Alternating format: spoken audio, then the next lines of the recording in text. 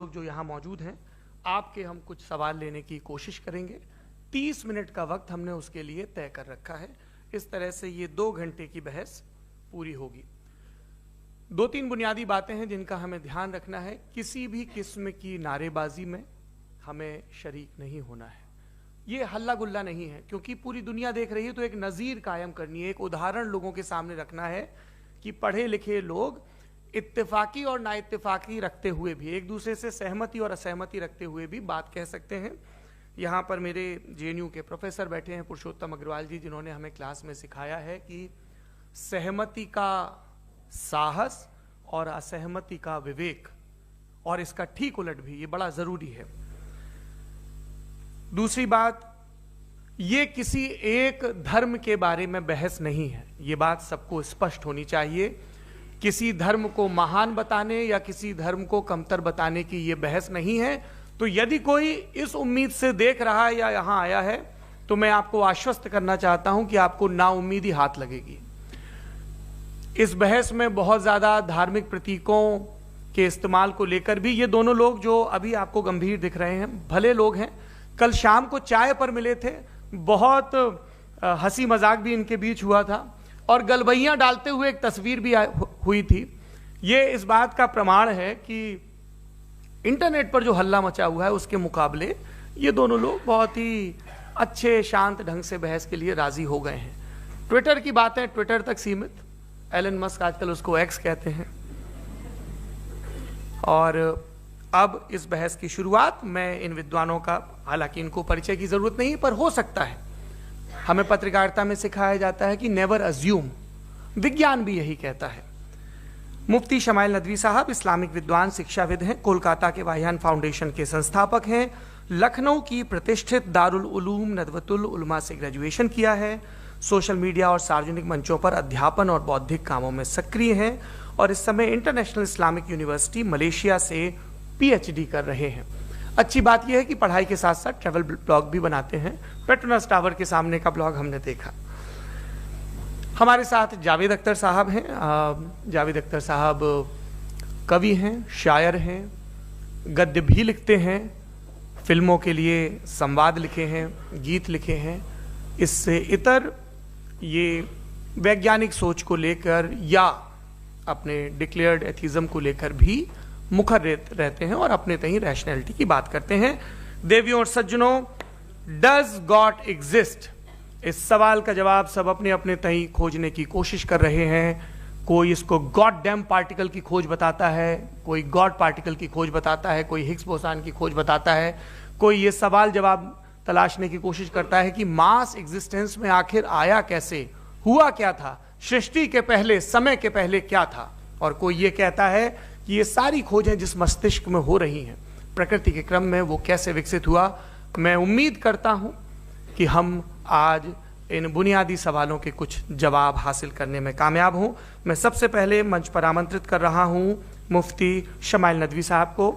आइए सर जी।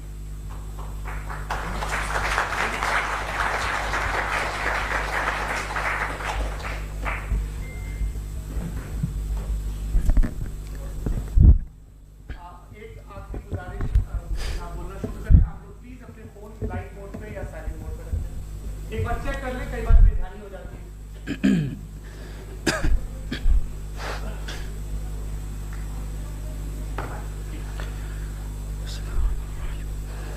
तमाम तारीफ़ें उस क्रिएटर के लिए जिसने इस यूनिवर्स को एक मकसद के तहत पैदा किया है।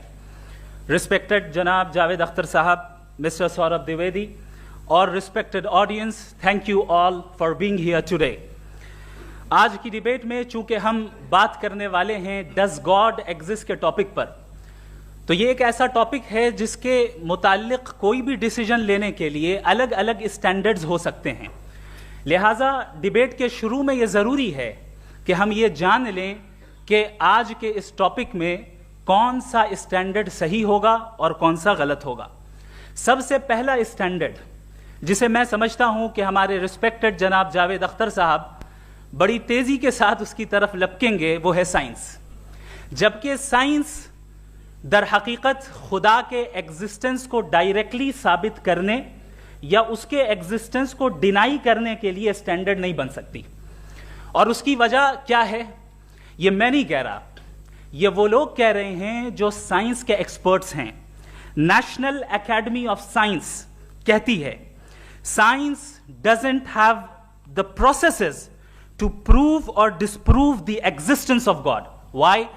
क्योंकि साइंस का ताल्लुक एम्पेरिकल एविडेंस से है, और एम्पेरिकल एविडेंसेस का ताल्लुक हमारे नेचुरल और फिजिकल वर्ल्ड से है, जबकि गॉड नॉन फिजिकल और सुपर नेचुरल रियलिटी है।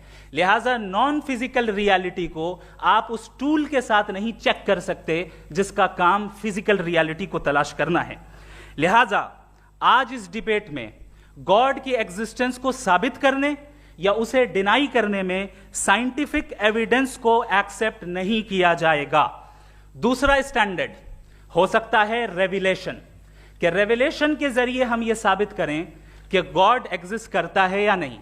लेकिन यह स्टैंडर्ड भी आज इररेलेवेंट है। क्यों?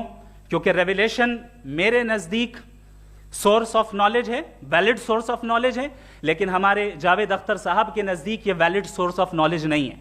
लिहाजा आज की डिबेट में मैं एक भी एविडेंस किसी भी मजहबी स्क्रिप्चर से नहीं दूंगा, ताकि जावेद अख्तर साहब के लिए वो अनएक्सेप्टेबल ना हो। तीसरा जो मेयार हो सकता है वो है ऑब्जर्वेशन, कि भाई कोई कहे कि हमें खुदा दिखाओ, अगर है तो दिखाओ, या ये कि खुदा के एग्जिस्टेंस पर एम्पेरिकल एविडेंस दो, तो ये है दर हकीकत गलत टूल का इस्तेमाल करना। ये ऐसा ही है कि जावेद साहब मुझसे ये मुतालबा करें कि मुफ्ती साहब आप मेटल डिटेक्टर के जरिए प्लास्टिक डिटेक्ट करके दिखाएं। अब चूंकि प्लास्टिक डिटेक्ट नहीं हो पा रही है, लिहाजा प्लास्टिक डज नॉट एग्जिस्ट।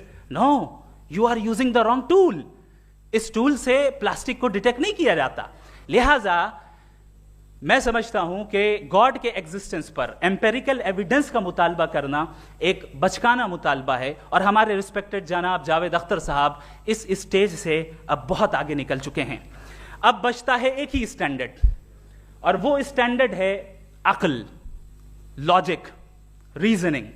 और यही वो स्टैंडर्ड है जिसके तहत गॉड की एग्जिस्टेंस को साबित किया जाएगा या गॉड की एग्जिस्टेंस को डिनाई किया जाएगा।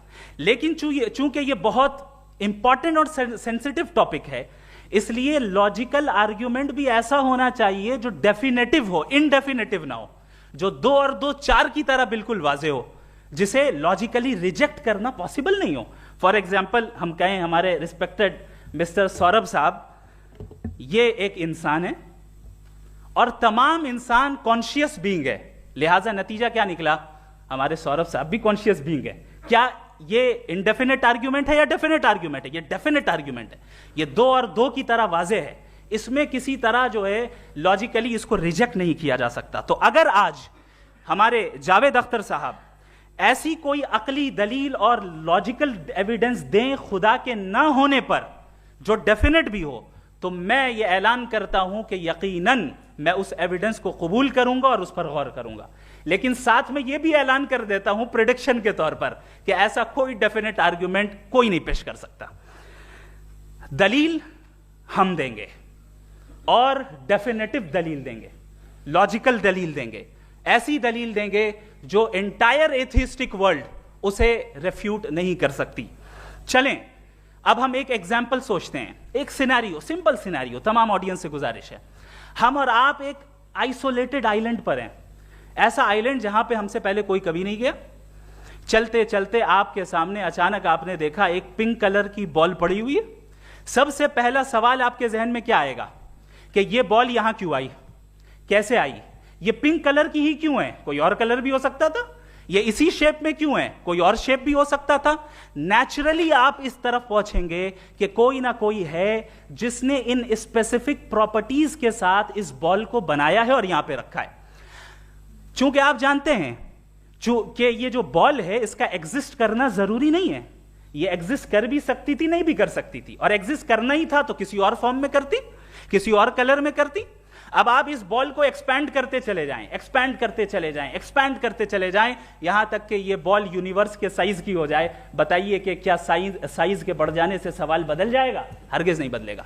अभी भी सवाल रहेगा, ये यूनिवर्स कहां से आया, इन स्पेसिफिक प्रॉपर्टीज के साथ कहां से आया, क्यों आया, किसने बनाया, यह सवाल उस वक्त भी वैलिड रहेगा। लेकिन यह सवाल अगर हम जनाब जावेद अख्तर साहब से करें तो चूंकि इनका वर्ल्ड व्यू एथिस्टिक है, और सिर्फ इनका नहीं, मतलब जितने भी एथिस्ट हैं और एथिस्टिक वर्ल्ड व्यू को रखने वाले से अगर आप ये सवाल करें कि ये यूनिवर्स कहां से आया, तो इनका जवाब या तो आर्ग्यूमेंट फ्रॉम इग्नोरेंस होगा या डॉगमेटिक होगा। या तो ये कहेंगे कि मुझे नहीं पता कि ये कहां से आया, लिहाजा गॉड डज नॉट एग्जिस्ट, ये आर्ग्यूमेंट फ्रॉम इग्नोरेंस है। या ये कहेंगे कि ये यूनिवर्स खुद ब खुद बन गया, इसका मतलब ये है कि उस बॉल को भी खुद ब खुद बन जाना चाहिए, लेकिन बॉल के ताल्लुक से ये एक्सप्लेनेशन एक्सेप्ट नहीं की जाएगी कि ये खुद ब खुद बन गई, लेकिन यूनिवर्स के ताल्लुक से कर दिया जाएगा। इसे हम दूसरे अल्फाज में डॉगमा भी कह सकते हैं। दूसरी चीज, हमारे जावेद अख्तर साहब जरूर गॉड ऑफ गैप्स की मिसाल भी जरूर देंगे, और मिसाल देंगे कि पहले ज़माने में बिजलियां कड़कती थी तो लोगों ने किसी एक खुदा की तरफ, और बारिश होती थी तो दूसरे खुदा की तरफ मंसूब कर दिया, उनके पास दलील नहीं थी। यह हमारा वर्ल्ड व्यू है ही नहीं, यह हमारा वर्ल्ड व्यू है ही नहीं, क्योंकि नेचुरल फिनोमेना के प्रोसेस की इंटरप्रिटेशन को जान लेने से यह कहां से साबित हो गया कि गॉड एग्जिस्ट नहीं करता है। इस पर मैं इंशाअल्लाह अभी आगे बात करूंगा। आप हजरात ये भी देखेंगे, और मैं ये एक्सपेक्ट करता हूं कि हमारे रिस्पेक्टेड जनाब जावेद अख्तर साहब जरूर इमोशनल आर्ग्यूमेंट्स भी देंगे, जो कि एक लॉजिकल फेलेसी है जब बात आती है ट्रुथ को डिसाइड करने में। क्यों? मिसाल के तौर पर वो कहेंगे कि अगर गॉड है तो ईविल क्यों एग्जिस्ट करता है, जबकि मैं कहता हूं ईविल का एग्जिस्ट करना गॉड के एग्जिस्ट करने की दलील है, उसके खिलाफ नहीं है। चूंकि अगर गॉड है तो हम सब उसके सामने अकाउंटेबल हैं, और अगर हम अकाउंटेबल हैं तो अकाउंटेबिलिटी के लिए ईविल का मौजूद होना जरूरी है, उसके बगैर हम अकाउंटेबल नहीं हो सकते। और अगर हम अकाउंटेबल नहीं हैं तो हम जनाब जावेद अख्तर साहब से पूछेंगे कि आप बताएं कि फिर सफरिंग इस दुनिया में क्यों है? अगर खुदा नहीं है तो सफरिंग क्यों है? और उन लोगों के जज्बे का क्या जिनके अंदर सफरिंग के बाद इंतकाम लेने का जज्बा पाया जाता है और वो इस दुनिया से ऐसे ही चले गए, क्या उनकी सारी तकलीफें बेकार चली जाएंगी? अब आ जाएं उसी एग्जाम्पल की तरफ कि बॉल, मुझसे अगर कोई पूछे इस बॉल को किसने बनाया और या इस एक्सपेंडेड बॉल को किसने बनाया, मैं कहूंगा कि चूंकि ये यूनिवर्स और इस यूनिवर्स की तमाम चीजें कॉन्टिंजेंट हैं। कॉन्टिंजेंट होने का मतलब ये होता है कि जो अपने एग्जिस्टेंस पे किसी के ऊपर डिपेंड करती हो, तो जाहिर है ये यूनिवर्स कॉन्टिंजेंट है। और अगर कोई चीज कॉन्टिंजेंट नहीं है तो मैं रिक्वेस्ट करूंगा कि मुझे दिखा दें कि कौन सी चीज यूनिवर्स में कॉन्टिंजेंट नहीं है, हम भी जरा गौर कर लें और हम भी देख लें। और जब कॉन्टिंजेंट चीजें मौजूद हैं तो फिलोसोफर्स की इस्तिलाह के मुताबिक, हम उस टर्मिनोलॉजी के मुताबिक हम उस जगह तक पहुंचते हैं और उस हस्ती तक पहुंचते हैं जिसे नेसेसरी बीइंग कहा जाता है, कि ये वो नेसेसरी बीइंग है जिसका मौजूद ना होना नामुमकिन हो। क्योंकि अगर ये मौजूद ना हो तो सारी चीजें एग्जिस्टेंस में आएंगी ही नहीं, और ये सारी कॉन्टिंजेंट चीजें उसी के ऊपर डिपेंड करती हैं। अब अगर आप ये सवाल करते हैं कि फिर उस हस्ती को किसने बनाया, फिर उसका कॉज क्या है, फिर उसका कॉज क्या है, फिर उसका कॉज क्या है, और एंडलेसली चले जाएं, इसे हम कहते हैं इन्फिनिट रीग्रेस ऑफ कॉजेस, जो कि लॉजिकल फेलेसी है। कॉन्सेप्चुअली इन्फिनिटी पॉसिबल है। मिसाल के तौर पे न्यूमेरिकल्स 1 2 3 गिनते चले जाएं, इन्फिनिट नंबर्स हैं। मैं कॉन्सेप्चुअली बात नहीं कर रहा, प्रैक्टिकली रियलिटी में साबित करके दिखाएं कि infinite regress of causes possible है या नहीं। अगर पॉसिबल है तो हम मान लेंगे, मिसाल दे दें, और पॉसिबल नहीं है तो एक ही ऑप्शन बचता है जिसे हम कहते हैं नेसेसरी बीइंग। ऐसी नेसेसरी बीइंग जो इंडिपेंडेंट है, क्योंकि अगर वो डिपेंडेंट हुई तो वो नेसेसरी नहीं रहेगी। ऐसी इंडिपेंडेंट बीइंग जो इटर्नल है, अगर वो इटर्नल नहीं होगी, उसकी बिगिनिंग होगी तो वो खुद कॉन्टिंजेंट है। ऐसी बीइंग जो पावरफुल है, क्योंकि कॉन्टिंजेंट को एक्चुअलाइज करने के लिए पावर चाहिए। ऐसी बीइंग जो इंटेलिजेंट है और नॉलेजेबल है, क्योंकि ये यूनिवर्स स्पेसिफिक फॉर्म और स्पेसिफिक लॉज ऑफ नेचर के तहत प्रिसाइजली चल रहा है। Thank you. थैंक यू मुफ्ती साहब। मैं इन दलीलों के बाद जावेद अख्तर साहब से गुजारिश करूंगा, आप बैठ के बोलना चाहेंगे या बाहर? जी।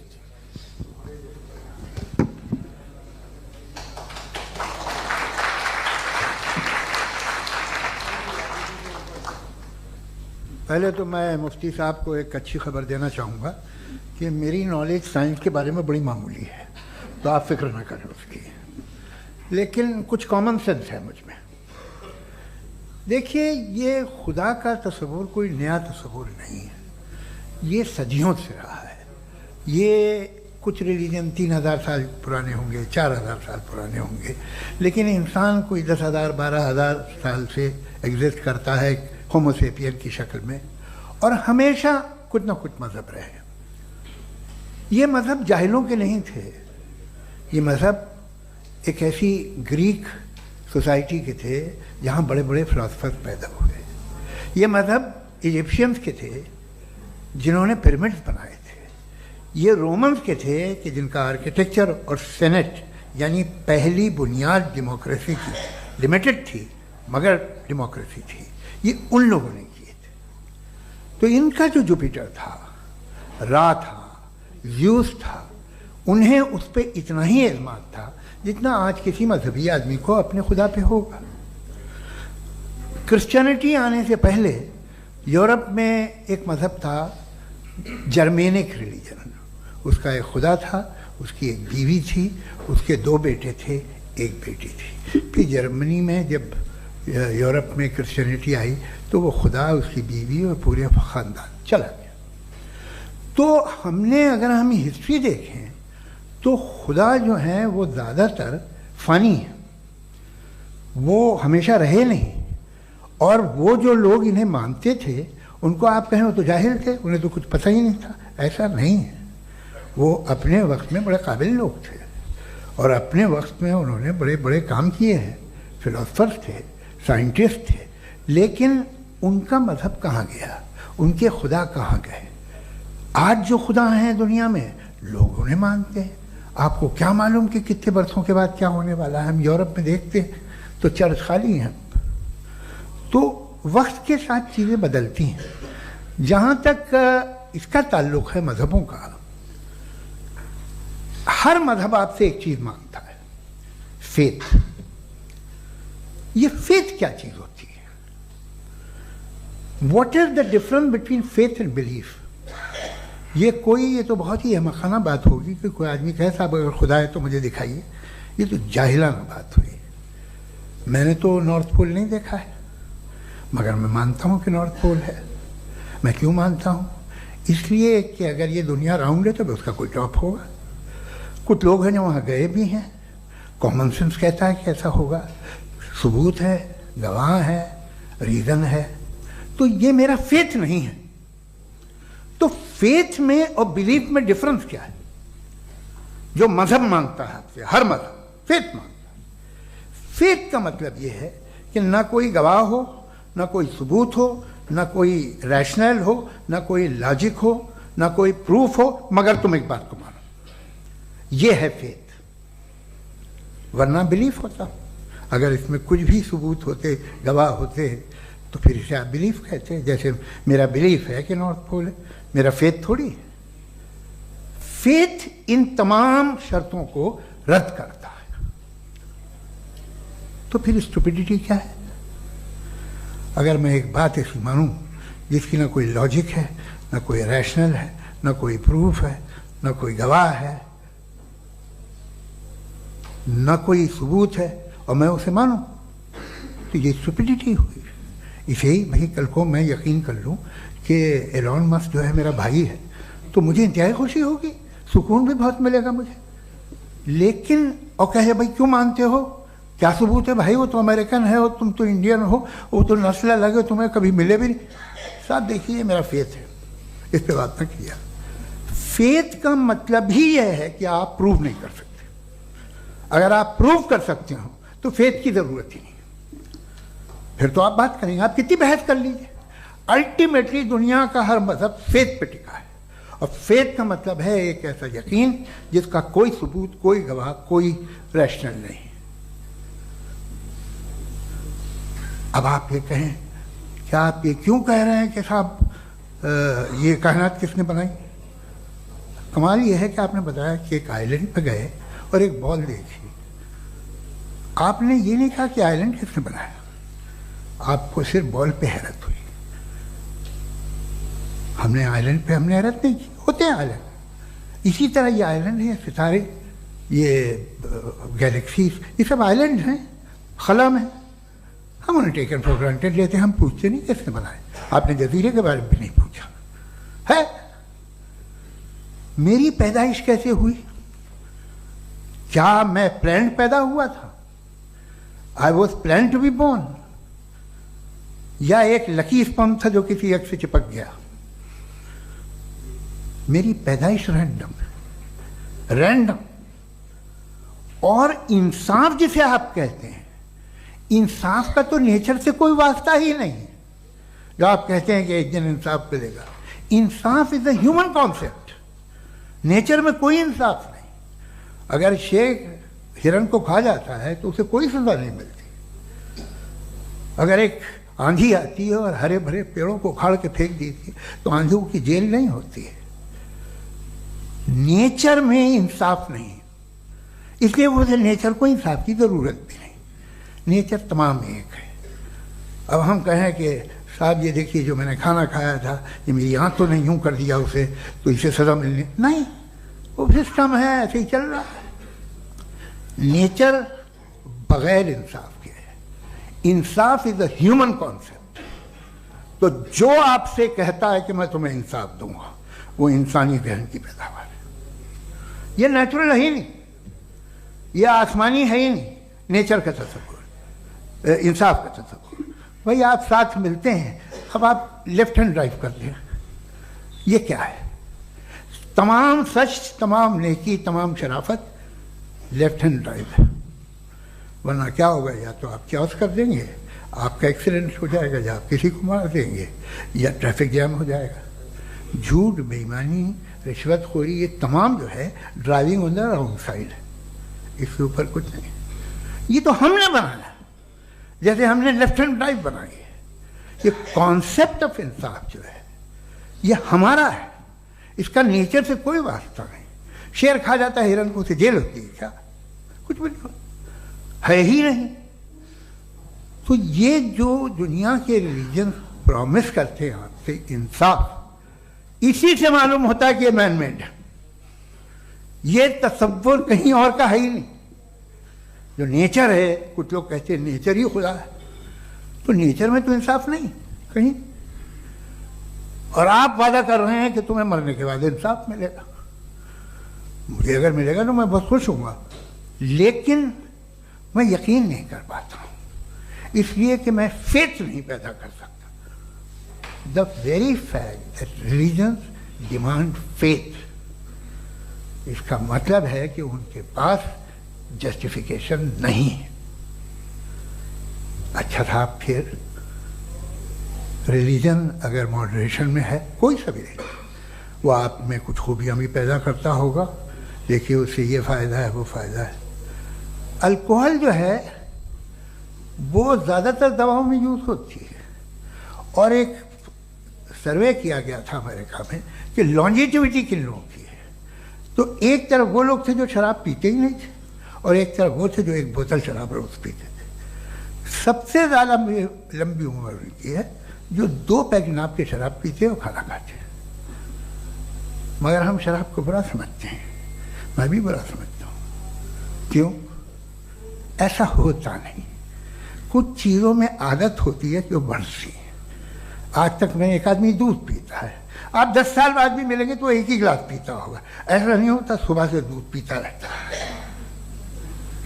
मिल्कोहलिक मैंने नहीं देखे, अल्कोहलिक होते हैं। ये टेंडेंसी है मजहब की कि वो बढ़ता है, जैसे कैंसर बढ़ता है, जैसे शराब बढ़ती है।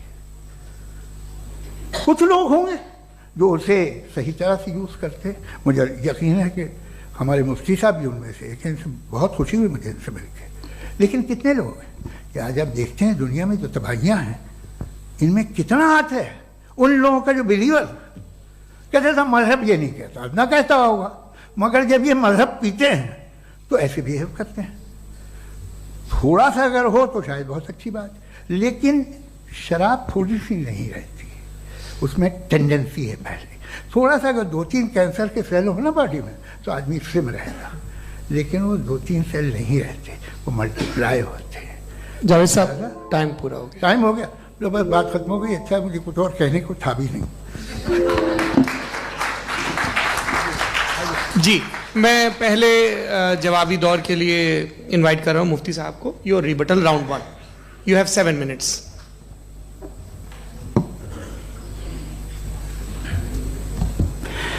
Thank you very much Javed साहब। आपकी बात को सुनकर बड़े महजूज हुए हम लोग। महजूज, do you understand? We enjoyed. Okay, अब थोड़ा सा लॉजिकली उसको हम लोग देखते हैं। दरअसल हम लोगों ने कल गुजारिश की थी मुफ्ती साहब से भी, जावेद साहब से भी, कि हिंदुस्तानी ज़बान आम फहम सबको समझ में आ जाए और जहां कहीं आप मुश्किल शब्द इस्तेमाल करें वहां बताते भी चलें। Thank you. तो सबसे पहले हमारे रिस्पेक्टेड जावेद साहब ने हवाला दिया कि खुदा फानी है, कितने मजहब आगे चले गए, किसी ने जुपिटर को खुदा माना, किसी ने किसी को माना। मैं कहता हूं जिसने कॉन्टिंजेंट चीज को खुदा माना, गलत माना, वो खुदा ही नहीं, वो खुदा ही नहीं है।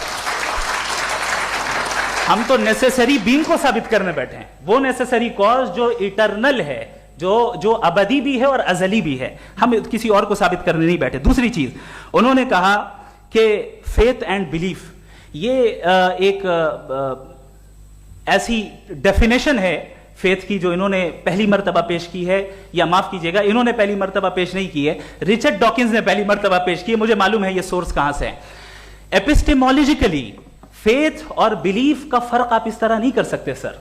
फेथ सही भी होता है, गलत भी होता है, बिलीफ सही भी होता है, गलत भी होता है। जो लॉजिक, रीजन और एविडेंस से बैक्ड होगा वो फेथ सही होगा। और आप जिस फेथ की बात कर रहे हैं कि इलॉजिकल है और उसके पीछे नहीं है, तो we are on the same page. हम नहीं मानते उस फेथ को, जो फेथ ऐसा हो जिसके पीछे कोई लॉजिक ना हो, एविडेंस ना हो, हम नहीं मानते। हम तो उस फेथ के कायल हैं जिसके पीछे लॉजिक हो और एविडेंस हो। तो बिलीफ सही भी होता है, गलत भी होता है, फेथ भी सही होता है और गलत भी होता है। तो आज फेथ और बिलीफ के डिफरेंस पे बात नहीं हो रही। आज आप चाहे फेथ एक्सेप्ट कर लें या बिलीफ एक्सेप्ट कर लें, आज ये बात होगी कि ट्रूथ क्या है, चाहे ट्रू बिलीफ सही है या ट्रू फेथ सही है, और फॉल्स फेथ क्या है और फॉल्स बिलीफ क्या है, बात इस पे हो रही। दूसरी चीज इन्होंने पूछा स्टुपिडिटी फिर क्या है। अगर फेथ रिलीजन स्टुपिडिटी नहीं है तो और क्या है? चूंकि फेथ का मुतालबा करते हैं तो स्टुपिडिटी क्या है? मैं कहता हूं स्टुपिडिटी एथिज्म है। उसकी वजह यह है कि आप एक सड़क पे जा रहे हो और आप किसी गार्डन में जाएं और देखें वहां लिखा है फूलों के साथ I love Javed Akhtar, and I really do, I love you sir. So जब आप वहां पर पहुंचे तो वहां पहुंचकर अब ये बताएं, क्या आप ये कहेंगे wow what a natural selection? ये क्या नेचुरल सिलेक्शन है? नहीं, ये प्रिसाइजली डिजाइंड है, इसके पीछे डिजाइनर है। लिहाजा अगर कोई एक ऐसी कॉमन सेंस की बात को कबूल नहीं कर रहा है कि यूनिवर्स जो इतने प्रिसाइजली काम कर रहा है, हम कह दें कि खुद ब खुद बन गई, मैं समझता हूं इससे बड़ी स्टुपिडिटी और कुछ नहीं है। ये इर्रेशनल चीज है। फिर हमारे सर ने कहा कि आपने बॉल पे फोकस किया, आइलैंड पे फोकस नहीं किया। अरे आइलैंड को किसने बनाया यही समझाने के लिए तो बॉल की मिसाल दे रहा हूं। और बॉल भी कॉन्टिंजेंट है, आइलैंड भी कॉन्टिंजेंट है, दोनों नेसेसरी बीइंग का मुतालबा करते हैं। आगे इन्होंने कहा कि नेचर में कोई इंसाफ नहीं है। हम डिसाइड करते हैं कि मोरालिटी क्या होती है, इंसाफ क्या होता है। हम डिसाइड करते हैं, जैसे ड्राइविंग सीट में ट्रैफिक वाला, ये तो किसी खुदा ने नहीं कहा, ये है, इसे कहते हैं फॉल्स इक्विवेलेंस। ये एक लॉजिकल फेलेसी है। आपने जो है मिसाल दी ड्राइविंग की और ट्रैफिक की, ये सब्जेक्टिव मोरालिटी है। आप सब्जेक्टिव मोरालिटी को मिसाल बनाकर ऑब्जेक्टिव मोरालिटी के ऊपर नहीं थोप सकते। इंसाफ की ऑब्जेक्टिव मोरालिटी है। अगर आप ये कहते हैं कि नेचर में इंसाफ नहीं है तो इंसाफ का न होना ये नेचुरल हुआ, तो फिर नेचर को नेचर रहने दे, क्यों हम इतना स्ट्राइव कर रहे हैं दुनिया में इंसाफ लाने के लिए? ये तो इलॉजिकल बात है, इर्रेशनल बात है। इसलिए बहुत सी चीजें ऐसी हैं जो ऑब्जेक्टिवली जो है इविल या गुड हैं, और बहुत सी चीजें ऐसी हैं जो सब्जेक्टिवली हैं। सब्जेक्टिवली जो मोरल होता है या इमोरल होता है उसको हम सोशल कंसेंसस से या पर्सनल प्रेफरेंस से डिसाइड करते हैं। लेकिन जो ऑब्जेक्टिव मोरालिटी है, जिसमें इंसाफ आया, जो इन्होंने बार बार रिपीट किया, ये ऑब्जेक्टिव है, सब्जेक्टिव नहीं है। अगर आप कहते हैं ये सब्जेक्टिव है तो मेरा सवाल आपसे ये है, क्या सोशल कंसेंसस के जरिए अगर जुल्म को सही करार दे दिया जाएगा तो आप जुल्म को जस्टिफाई करेंगे? दूसरी चीज इन्होंने यह कहा कि 2 पैक शराब पी लें तो वो उतने पे नहीं रहता, बढ़ जाता है। यही मामला मजहब के साथ है। 2 पैक आप पी लें, बढ़ेगा। तो ये एक ऐसी मिसाल है, इसको कहीं भी फिट कर लें कि आप एथिज्म पे जब फिट करें, जब आप 2 पैक एथिज्म का लेंगे ना तो वो बढ़ बढ़ के नॉर्थ कोरिया बनेगा। Thank you.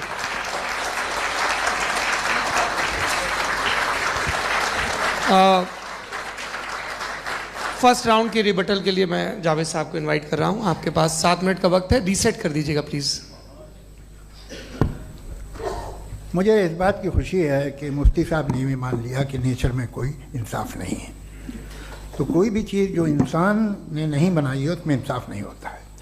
एक बात मैं आपसे अर्ज करूं, जरा पता लगा लीजिएगा, ये जो आप बाग में जाते हैं बेहद खूबसूरत फूल देखते हैं ना, इनमें से कोई नेचुरल नहीं है। ये सारे फूल क्रॉस करके बनाए गए हैं। जो जंगल में फूल होते हैं निहायत मामूली होते हैं, ये फूल इंसानों ने बनाए हैं।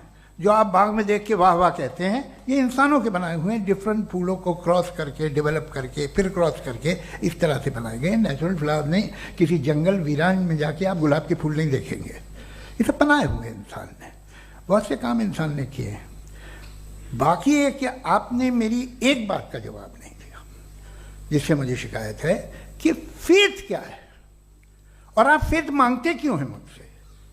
आप तो लॉजिकल हैं, आपके पास तो सारे रैशनल हैं, आपके पास सारे सबूत हैं, तो आपको फेथ की डिमांड क्यों करते हैं कि भाई तुम सरेंडर कर दो और सवाल मत करो?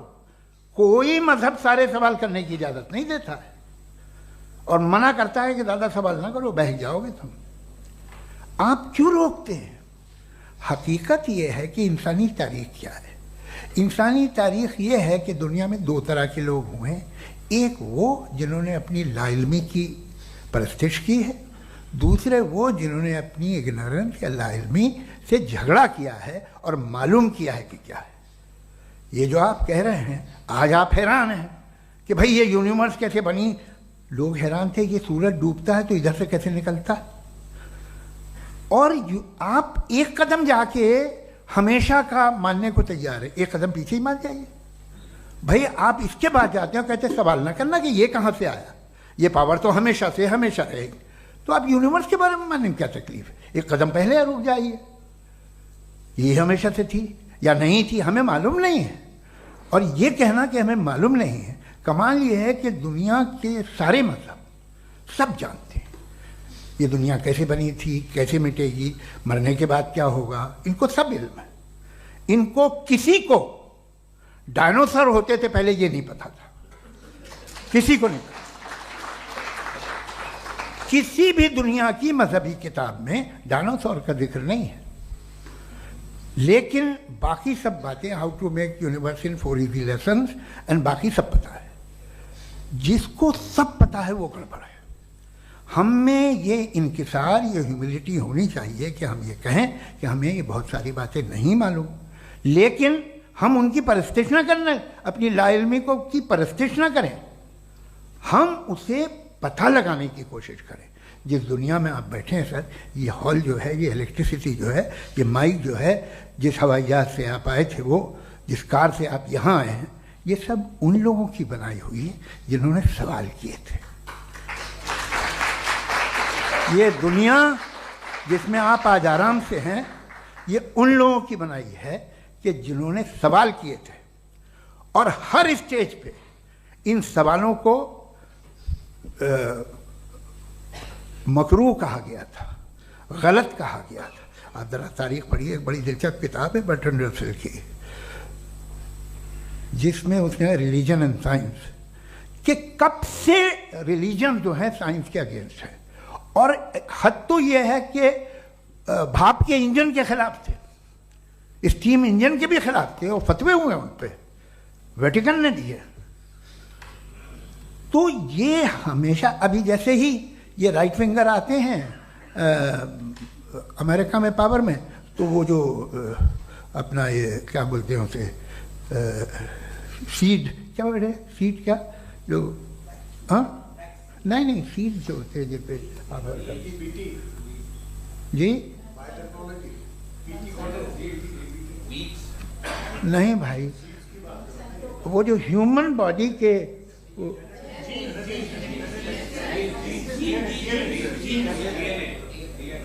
उस पर रिसर्च बंद हो जाती है, रिपब्लिकन नहीं करने देते। अरे भाई इतना डर क्या है तुम्हें? एक ज़माने में बहुत नाराज थे ये सारे मजहबी लोग कि ये इंसान तो इंसान बनाने की कोशिश कर रहा है। आपको क्या तकलीफ भाई, बना ले तो बना लेने दो, ये खौफ क्या है? और ये सब आज जो आप कह कर रहे हैं नामुमकिन है, ये कैसे हुआ? मुझे एक किस्सा याद आता है। जब मैं 6ठी क्लास में था तो मैं मैथमेटिक्स में बहुत वीक था, तो एक टीचर रख दिया गया, उसने 1 2 3 4 5 6 7 तो सिखा दिया मुझे। वो दिन मैं भूल नहीं सकता हूँ मुफ्ती साहब, जिस दिन उसने ये बताया कि 1/2 क्या होता है और 3/4 क्या होता है। मुझे ऐसा लगा कि मेरा सर बीच से फट जाएगा। यह आदमी कह रहा है कि जो दीवार के अंदर जाओ वॉक करते हुए। आज हंसता हूं मैं इस बात पे। तो आज जो बातें आपके जहन से बिल्कुल परे हैं और आप हैरान होते हो उन्हें देख के, एक वक्त आएगा कि मामूली लगेंगे। और हुआ है, आपकी इंसानी तारीख ही है। इतनी जल्दी सारे फैसले आप मत कर लीजिए, थोड़ा ये ह्यूमिलिटी रखिए कि भाई ये हमें नहीं मालूम। ये कहने में क्या आ रहा है? ये यूनिवर्स कहाँ तक फैली, ये कब से है और कब तक रहेगी, हमें नहीं मालूम। आपने फैसला कर लिया कब बनी। ये आपके हिसाब से कोई 14 बिलियन ईयर बनी जो समझा जाता है। उससे पहले हजारों करोड़ों अरबों साल तक खुदा बैठा क्या कर रहा था? खामोश बैठा था, ऐसे ही जमाइयाँ ले रहा था। फिर उसे आइडिया आया, यार एक काम करते, वक्त अच्छा गुजर जाएगा, यूनिवर्स बनाते।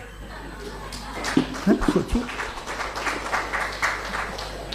वो तो हमेशा से है ना, मगर यूनिवर्स हमेशा से नहीं है, ये तो बनाई गई है। और उससे पहले क्या था, इनका क्या काम था? कैसी बात है, ये बड़ा आसान है। जो बात हमें आज धीरे धीरे पता चली है, बरसों 2000 और 2500 साल पहले आपको किसी ने बता दिया कि क्या था, आप मान गए और तब से वही मान रहे हैं जो 2500 साल पहले कहा गया था। सब कुछ बदल गया है, सॉल्व हो रही हैं चीज़ें।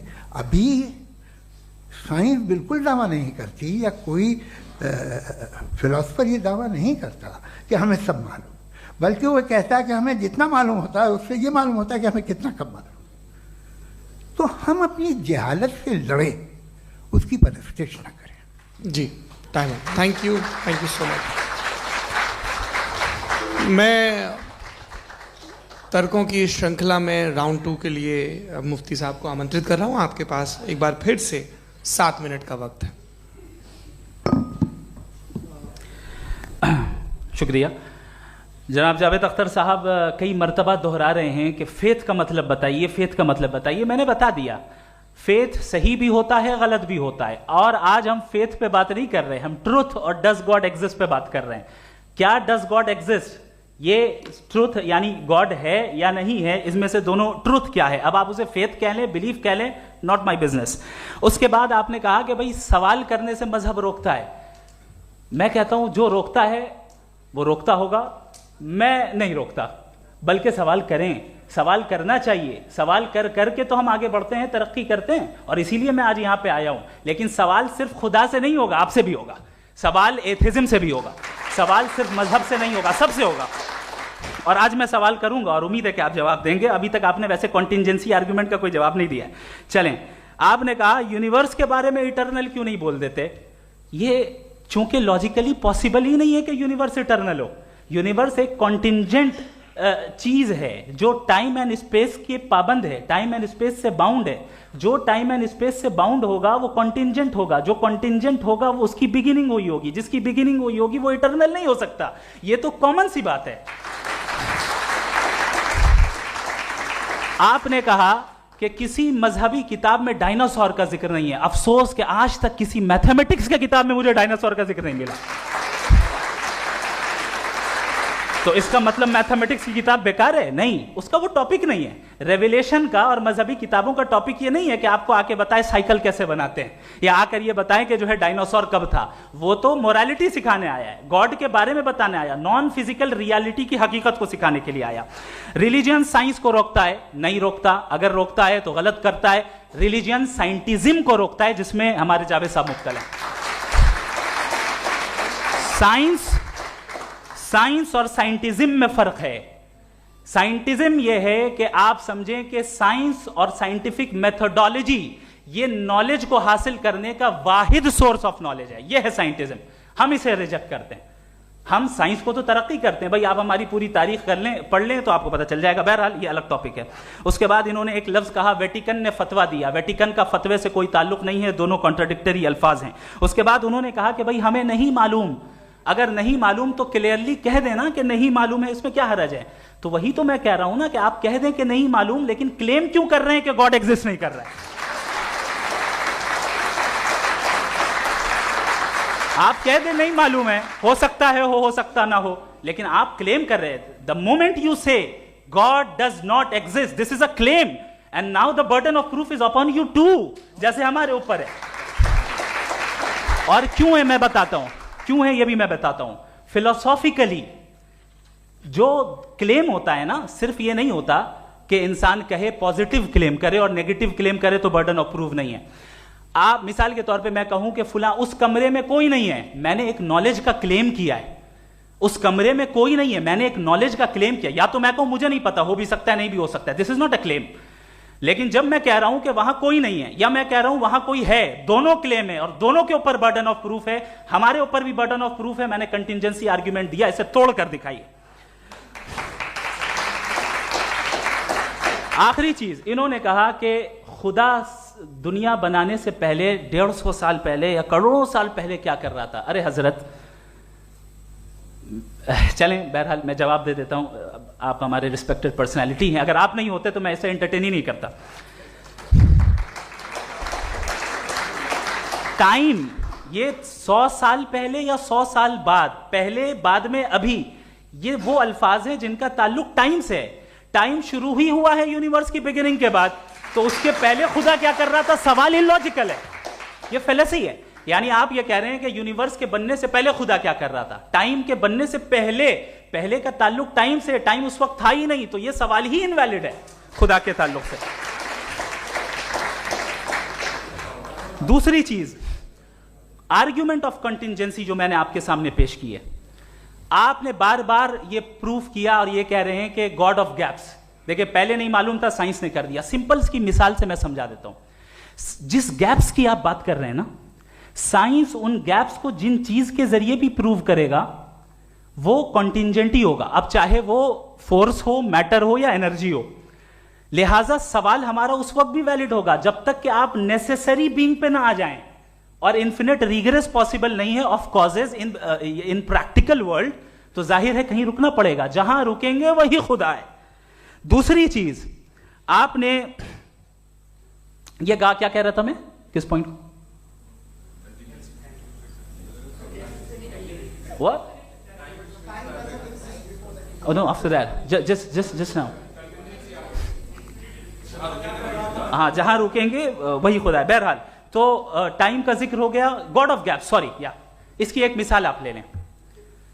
एक कार है, एक साहब ने देखा कि भाई कार जो है उसके व्हील्स कितने अच्छे लगे हुए हैं सही जगह पे, स्टीयरिंग जो है कितने अच्छे जगह पे लगी हुई है, और सीट्स कितने वेल डिजाइंड है, कितनी प्रिसाइजली ये कार काम कर रही है, तो जरूर कोई ना कोई इसे क्रिएट किया है, किसी ने क्रिएट किया है। अब जावेद साहब आए और कहे, अरे जनाब बोनेट खोलिए, इसमें इंजन है, इंजन इस कार को चला रहा है, hence prove no one has created the car. This is illogical, this is irrational. आपने इंजन के जरिए उस गैप को तो साबित किया, लेकिन क्या उससे कार की जो क्रिएशन है और उसका जो क्रिएटर है ये इम्पॉसिबल हो जाए, ऐसा पॉसिबल है?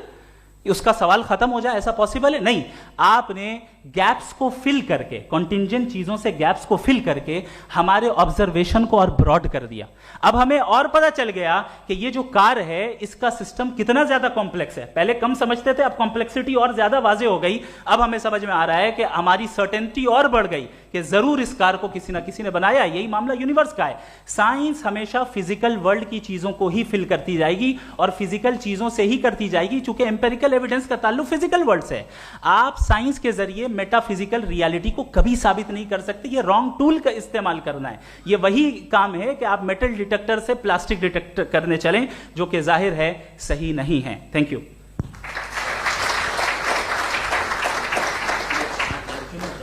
जी, ये आर्ग्यूमेंट का राउंड 2 है। हाँ। 7 मिनट है। पहले तो मैं आपसे अर्ज करूं कि आपने कहा कि जब कायनात ही नहीं थी तो वक्त भी नहीं था, कुछ भी नहीं था। कैसे नहीं था? खुदा था। एक एग्जिस्टेंस तो था ना खुदा का। तो जब खुदा था तो वक्त भी होगा। ऐसा नहीं है कि कुछ भी नहीं था, खुदा था। अच्छा, बाकी एक आपने कहा साहब आप साबित कीजिए, आपके पास भी लॉजिक है, मेरे पास भी लॉजिक है। आप मेरा जिम्मेदारी नहीं है साबित करना कि खुदा है। बर्टन रसल ने बड़ी अच्छी बात कही। बर्टन रसल ने बड़ी अच्छी बात कही। मैं आपसे अगर ये दावा करूं कि एक चाय की केतली मरीख के चारों तरफ घूम रही है, मार्स के चारों तरफ, तो यह आपका काम नहीं है कि आप साबित करें कि कोई चाय की केतली नहीं है। ये मेरा काम है, मैंने दावा किया है। ये दावा तो मजहबी लोग करते हैं कि खुदा है, मैं क्यों साबित करूं कि नहीं है? जब तक आप मुझे कन्विंस नहीं कर देंगे मैं नहीं मानूंगा। आपकी जिम्मेदारी है, मेरी जिम्मेदारी नहीं है। दोयम ये कि ये जो आप कह रहे हैं जो गैप्स हैं, ये गैप जब जब किसी मजहब को चैलेंज करते हैं, जब ऐसा कोई बात आती है तो हंगामा हो जाता है कि जब वो चैलेंज करें किसी फेथ को। ये तमाम साइंस जो है इसे मुख्तलिफ जगहों पे मुख्तलिफ वक्तों में मजहब ने रोकने की कोशिश की है। ये किताब है religion and science Burton Russell की, पढ़िएगा, अच्छी लगेगी आपको। तारीख ही है साइंस, मजहब की साइंस से उसका यही रिश्ता है। अच्छा, अब ये हम सोचें कि बहरहाल ये वजूद जो है मजहब और ये बिलीव इन गॉड इंसान को बेहतर बना देता है, तो एक काम कीजिए, हिंदुस्तान वर्ल्ड का नक्शा लीजिए और मार्क कीजिए कि रिलीजन कहाँ कहाँ ज़्यादा है, कहाँ कहाँ, चाहे वो लैटिन अमेरिका हो या मिडल ईस्ट हो या फार ईस्ट हो या हिंदुस्तान के वो इलाके जहाँ मजहबियत ज़्यादा है। रख दीजिए नक्शा अलग। अब दूसरा नक्शा कि कहाँ कहाँ नाइंसाफ़ी, रिप्रेशन, औरतों के हुकूक की पामाली, जुल्म, डिक्टेटरशिप कहाँ है, नक्शा एक ही होगा। तो आप मुझे बताएं कि जो इसका तरकीब इस्तेमाल क्या है, खुदा का तरकीब इस्तेमाल तो बताइए। आप छोटी सी दवा सड़क पे बेचते हैं, उसकी भी तरकीब इस्तेमाल बताते हैं। इसके इस्तेमाल से तो फायदे नहीं हुआ किसी को। जो सारे के सारे खराब मुल्क हैं, खराब समाज है, वो सारे जुल्म खुदा के नाम पे करते हैं। वो गलत करते हैं, सही करते हैं, मुझे क्या लेना देना उससे। इस्तेमाल से मालूम होता ना। एक विस्की की बोतल कभी शायद देखी हो आपने, लाल रंग की होती है, उस पर रोशनी और छपड़ा इंतहाई खूबसूरत लगती है, क्या बिगाड़ रही है किसी का? उसका इस्तेमाल गलत है, इसलिए आप उसे नापसंद करते हैं। इसका इस्तेमाल गलत है, इस तसव्वुर का इस्तेमाल ही गलत है और हमेशा से गलत हुआ है। आप देख लीजिए, इंसानी तारीख देख लीजिए, आज देख लीजिए, हिंदुस्तान देखिए, दुनिया देख लीजिए क्या हो रहा है। इसे कैसे इस्तेमाल कर रहे हैं फेथ वाले लोग? क्या फेयर हैं, जस्ट हैं, जो अपने खुदाओं पे यकीन रखते हैं? वो किस तरह के लोग हैं? वो लोगों को इंसाफ देते हैं, वो बेहतर इंसान बने। तो इस दवा का फ़ायदा क्या है? चलो बहुत फ़ायदा हो रहा तो मैं इस्तेमाल कर लूँगा, मुझे तो इस दवा का कोई फ़ायदा दिखता ही नहीं। मुझे तो ऐसा लगता, मैं एक और बात बताऊं, अगर कोई आदमी मजहबी है और अच्छा आदमी है तो मैं उसकी बहुत इज्जत करता हूँ, इसलिए कि मेरा ख्याल है मजहबी आदमी का अच्छा होना मुझसे अच्छा होने से ज़्यादा मुश्किल है। भाई हर चीज़ की एक लिमिट है। आप इतना भाग सकते हैं, इतना नहीं भाग सकते, इतना वजन उठा सकते, इतना नहीं उठा सकते, इतना दूर देख सकते हैं, इतना दूर नहीं देख सकते। उसी तरह कॉमन सेंस कहता है कि आप में नेकी का भी एक कोटा होगा। अब आप अगर सुबह जाते हैं अपनी इबादत गाह और इबादत करते हैं तो बाहर निकलते हैं तो आप तो यही महसूस करते हैं कि आपने एक बहुत अच्छा काम किया, आपकी नेकी का एक बहुत बड़ा कोटा खर्च हो गया जिससे किसी का कोई फ़ायदा नहीं हो। मैं तो नहीं जाता हूँ तो मुझे तो किसी को खाना खिलाना पड़ेगा, किसी बेवा की मदद करनी पड़ेगी। मैं अपना कोटा कैसे कंज्यूम करूं? आप अपना कोटा, सारे मजहबी लोग इंतहाई यूजलेस कामों में यूज करते हैं। उसके बाद भी अगर आप में बच्ची है थोड़ी सी शराफत तो भाई वाह क्या बात है।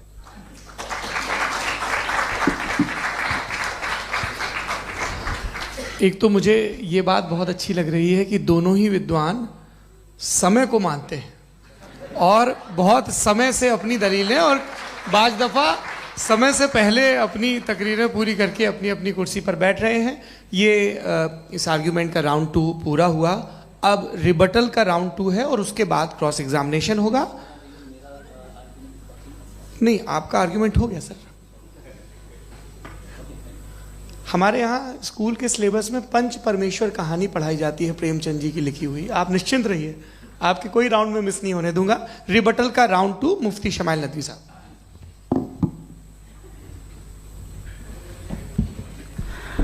असल में जो हकीकी प्रॉब्लम है, असल प्रॉब्लम है वो ये है कि जावेद साहब के पास कॉन्सेप्ट ऑफ गॉड क्लियर नहीं है। इन्होंने कहा कि कायनात से पहले खुदा तो था, तब भी तो टाइम होगा। ये टाइम कायनात का हिस्सा है। हम खुदा, उस खुदा को मानते हैं, नेसेसरी बीइंग का टाइमलेस होना जरूरी है, चूंकि वो टाइम का क्रिएटर है। जब उसने टाइम को क्रिएट किया तो वो खुद टाइम पे कैसे होगा? उसने जब स्पेस को क्रिएट किया तो खुद स्पेस में कैसे होगा? अगर वो टाइम एंड स्पेस को पहले से ही उसका पाबंद है तो फिर किस चीज को उसने क्रिएट किया? लिहाजा ये सवाल गलत है कि खुदा था तो टाइम होगा। बिल्कुल नहीं, टाइम के पाबंद हम है, खुदा नहीं है। हम फिजिकल वर्ल्ड से ताल्लुक रखते हैं, वो मेटाफिजिकल रियलिटी है। दूसरी चीज इन्होंने मिसाल दी कि चाय की केतली हवा में घूम रही होगी, और पता नहीं शायद वो बर्टन रसल का उन्होंने हवाला दिया। बहरहाल यही प्रॉब्लम है। प्रॉब्लम यही है कि हम चीजों के दरमियान डिफरेंशिएट नहीं कर पाते हैं। ये जो आपने मिसाल दी ये इमेजिनेशन है, और मैं जो साबित कर रहा हूं वो लॉजिकल नेसेसिटी है। आप इमेजिन करने आए तो कुछ भी करें, जुपिटर में पिंक एलिफेंट होगा, यूनिकॉर्न होगा, करें, उससे कायनात पे क्या फर्क पड़ता है? उससे आप लॉजिकल नेसेसिटी साबित नहीं कर सकते। मैं तो उस प्राइम कॉज की बात कर रहा हूं, उस नेसेसरी बीइंग की बात कर रहा हूं जिसके बगैर इस कायनात का एग्जिस्टेंस मुमकिन नहीं है। दूसरी चीज, मजहब को साइंस चैलेंज करती है वगैरह वगैरह, ये हमारा टॉपिक ही नहीं है। मैं इस पर बात करूंगा तो फिर मेरा वक्त चला जाएगा। मजहब के ऊपर चूंकि हमारी डिस्कशन नहीं है, साइंस को मजहब और बिलखुसूस मैं और हमारा वर्ल्ड व्यू कम अज कम साइंस को पीछे नहीं करता है, साइंटिज्म की मजम्मत करता है। इसकी वजाहत मैंने पहले कर दी। दूसरी चीज इन्होंने कहा वर्ल्ड का नक्शा लीजिए, वर्ल्ड मैप लीजिए, दो अलग अलग जगह की। हजरत मैंने ये होमवर्क किया था, और मैंने मिडिल ईस्ट का एक नक्शा लिया और यूरोप का एक नक्शा लिया। ये मजहबी इलाका और ये लिबरल और एथीस्ट इलाका। मुझे पता चला कि सबसे ज्यादा रेप केसेस जो हैं वहां पर है।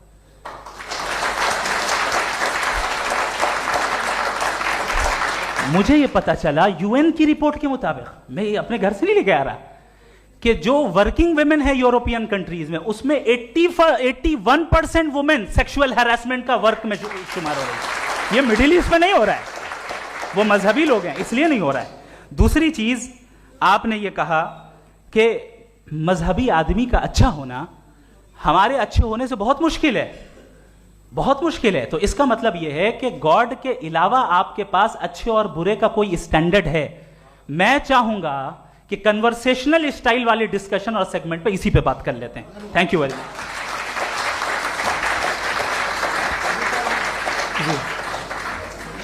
ये रिबटल का राउंड 2 है, आपके पास 5 मिनट का वक्त है, और इसके बाद क्रॉस एग्जामिनेशन शुरू करेंगे। आप चाहें तो जो इन्होंने सवाल पूछे उनके जवाब आप रिबटल में भी दे सकते हैं। जी जी, देखिए पहले तो ये बात कि ये मिसाल गलत नहीं है, गलत है।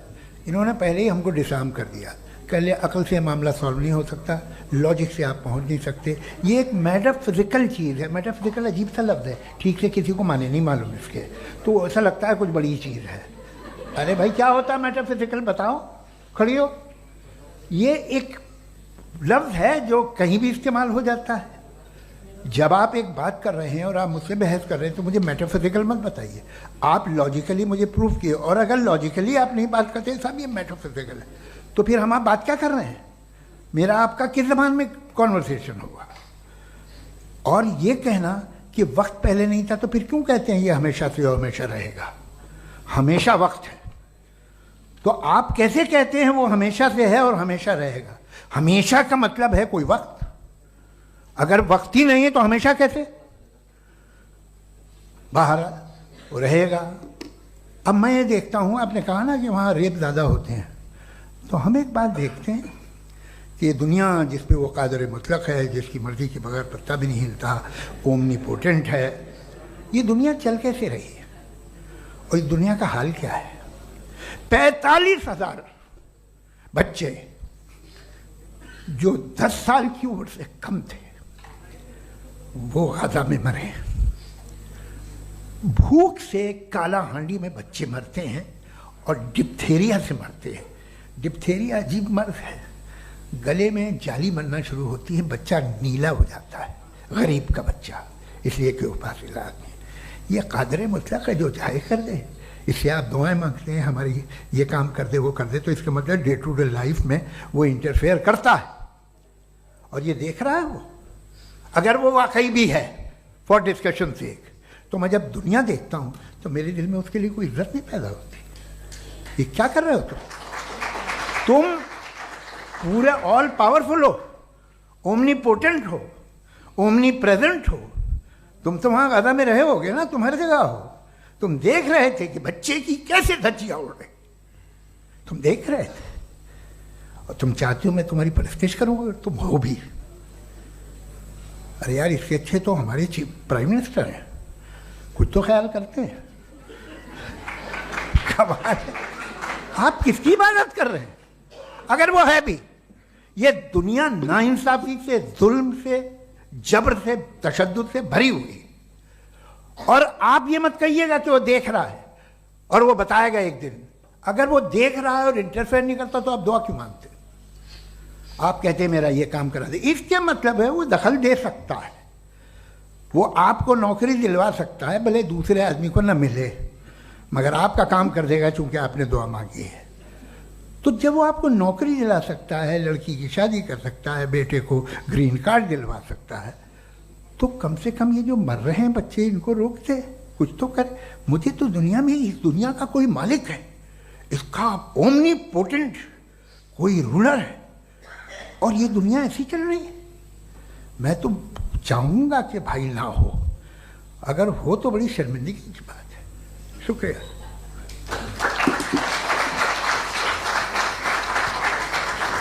देवियों और सज्जनों, इस बहस के 2 राउंड और 2 रिबटल पूरे हो चुके हैं। अब सबसे ज़रूरी और सबसे मुश्किल राउंड शुरू हो रहा है, क्रॉस एग्जामिनेशन का। अब इन विद्वानों की सज्जनता की एक परख भी होगी और वक्त हमने 16 मिनट का तय किया है। पहला सवाल आप पूछना चाहेंगे? जी बिल्कुल। पहले बोले भी आपके आप माइक ले लीजिएगा हाथ में, ये नीचे से ऑन जी। मैं बोलता हूँ, ये डायस हटा सकते हैं क्या हम थोड़ा क्विकली? डायस पीछे कर दीजिए बस थोड़ा सा, है, ताकि ये जो दाएं बाएं लोग बैठे हैं, इसे हटा ही दीजिए। अब हम वहाँ तो जाने वाले नहीं, आराम से आराम से दोनों तरफ से हटा दीजिए।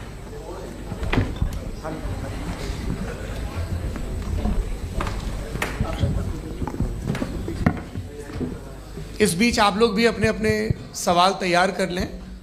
ये ध्यान रखेंगे कि मैं यहाँ से सवाल लूँगा, आप लोगों को अपना हाथ ऊपर करना है, अपना नाम बताना है और अधिकतम 3 वाक्यों में अपना सवाल पूरा करना है।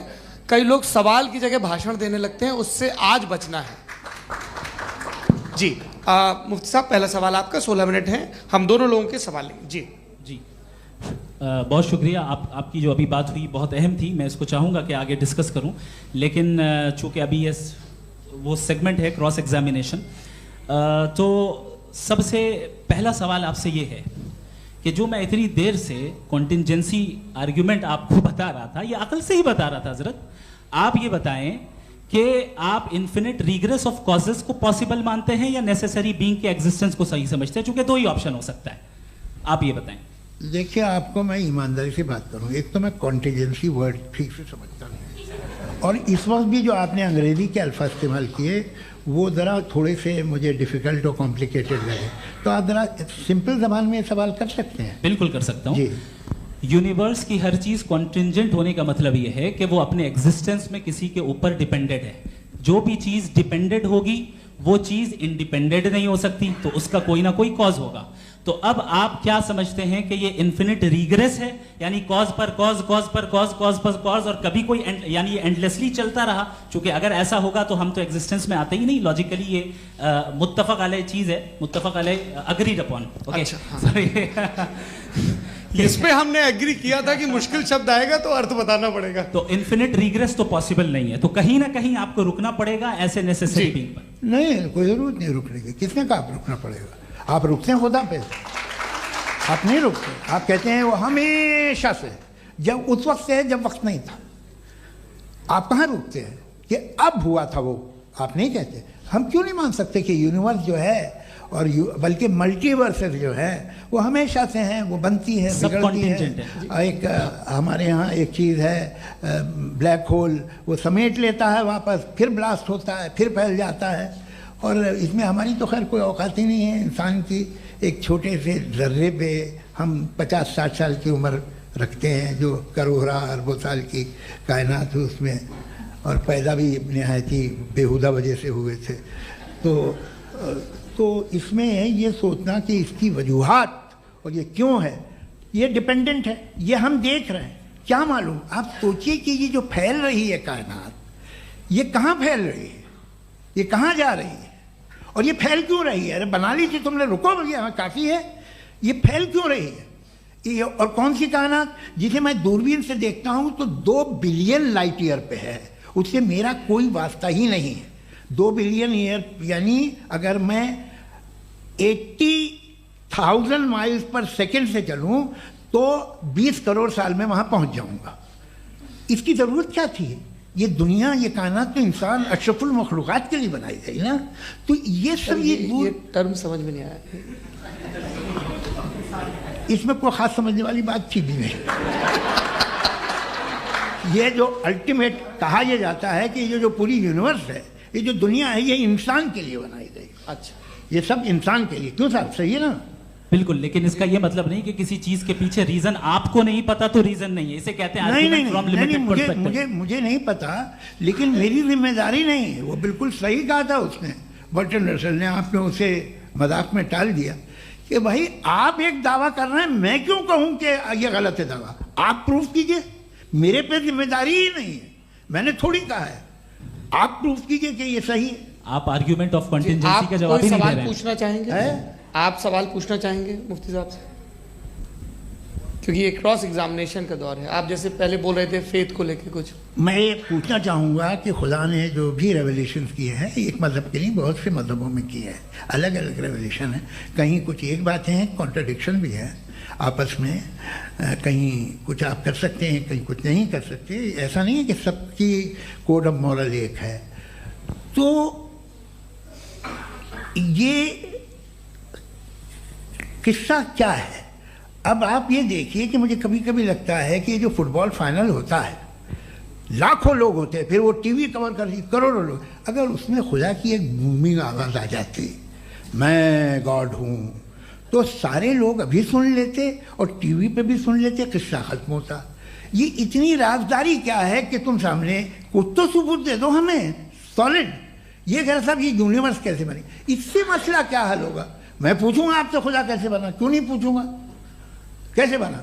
बल्कि वो तो कायनात से कहीं ज़्यादा इंटेलिजेंट है, कायनात से कहीं ज़्यादा कॉम्प्लेक्स। जी वो हमेशा से है।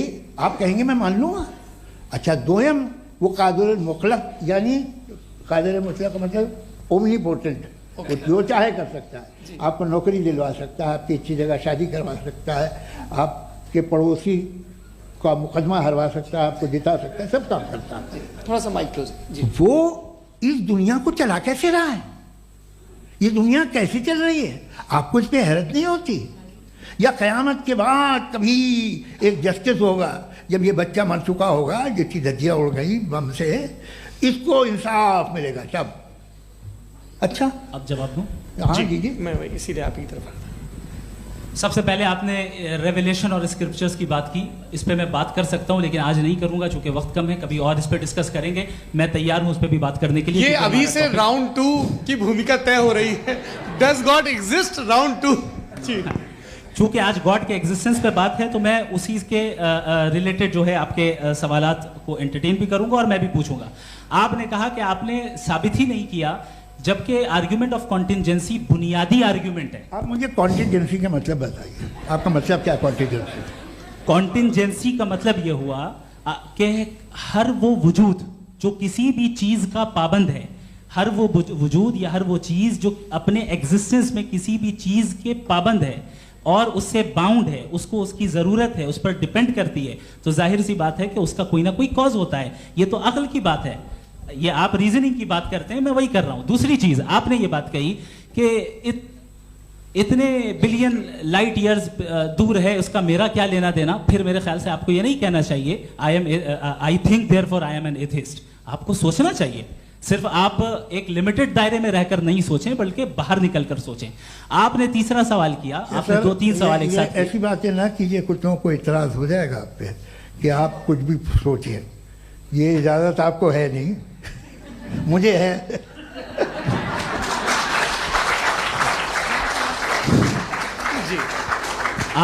आपने प्रॉब्लम ऑफ इविल के ताल्लुक से सवाल किया और बार बार आप एक लफ्ज रिपीट कर रहे हैं कि ओमनीपोटेंट गॉड है। ऑल पावरफुल गॉड है।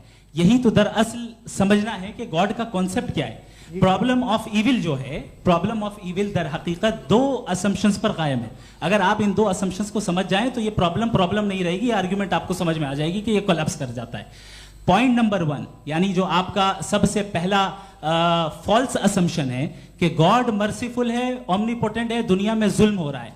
लेकिन आपको यह समझना चाहिए कि हमारे वर्ल्ड व्यू के मुताबिक गॉड सिर्फ ओमनीपोटेंट और सिर्फ मर्सीफुल नहीं है, बल्कि वो ऑल वाइज भी है और वो ऑल नोइंग भी है। उसके हर काम के पीछे हिकमत और विजडम है। ये कोई जरूरी नहीं है कि वो हिकमत और विजडम आपको समझ में आए या मुझे समझ में आए। अगर आप जो समझ रहे हैं उसके मुताबिक आप फैसला कर रहे हैं, ये लिमिटेड पर्सपेक्टिव से आर्ग्यूमेंट है। और इस चीज को हम अपनी दुनिया में, अपने लाइफ में, डेली लाइफ में इस प्रिंसिपल को एक्सेप्ट करते हैं। हम जब किसी डॉक्टर के पास जाते हैं, डॉक्टर के पास जाकर वो अगर उसने हमें कोई दवाई दी है तो हम ये तो नहीं कहते कि जब तक आपके पास जितना नॉलेज और जितना विजडम नहीं है, आपने क्यों ये दवाई दी है, तब तक हम इस चीज को एक्सेप्ट नहीं करेंगे।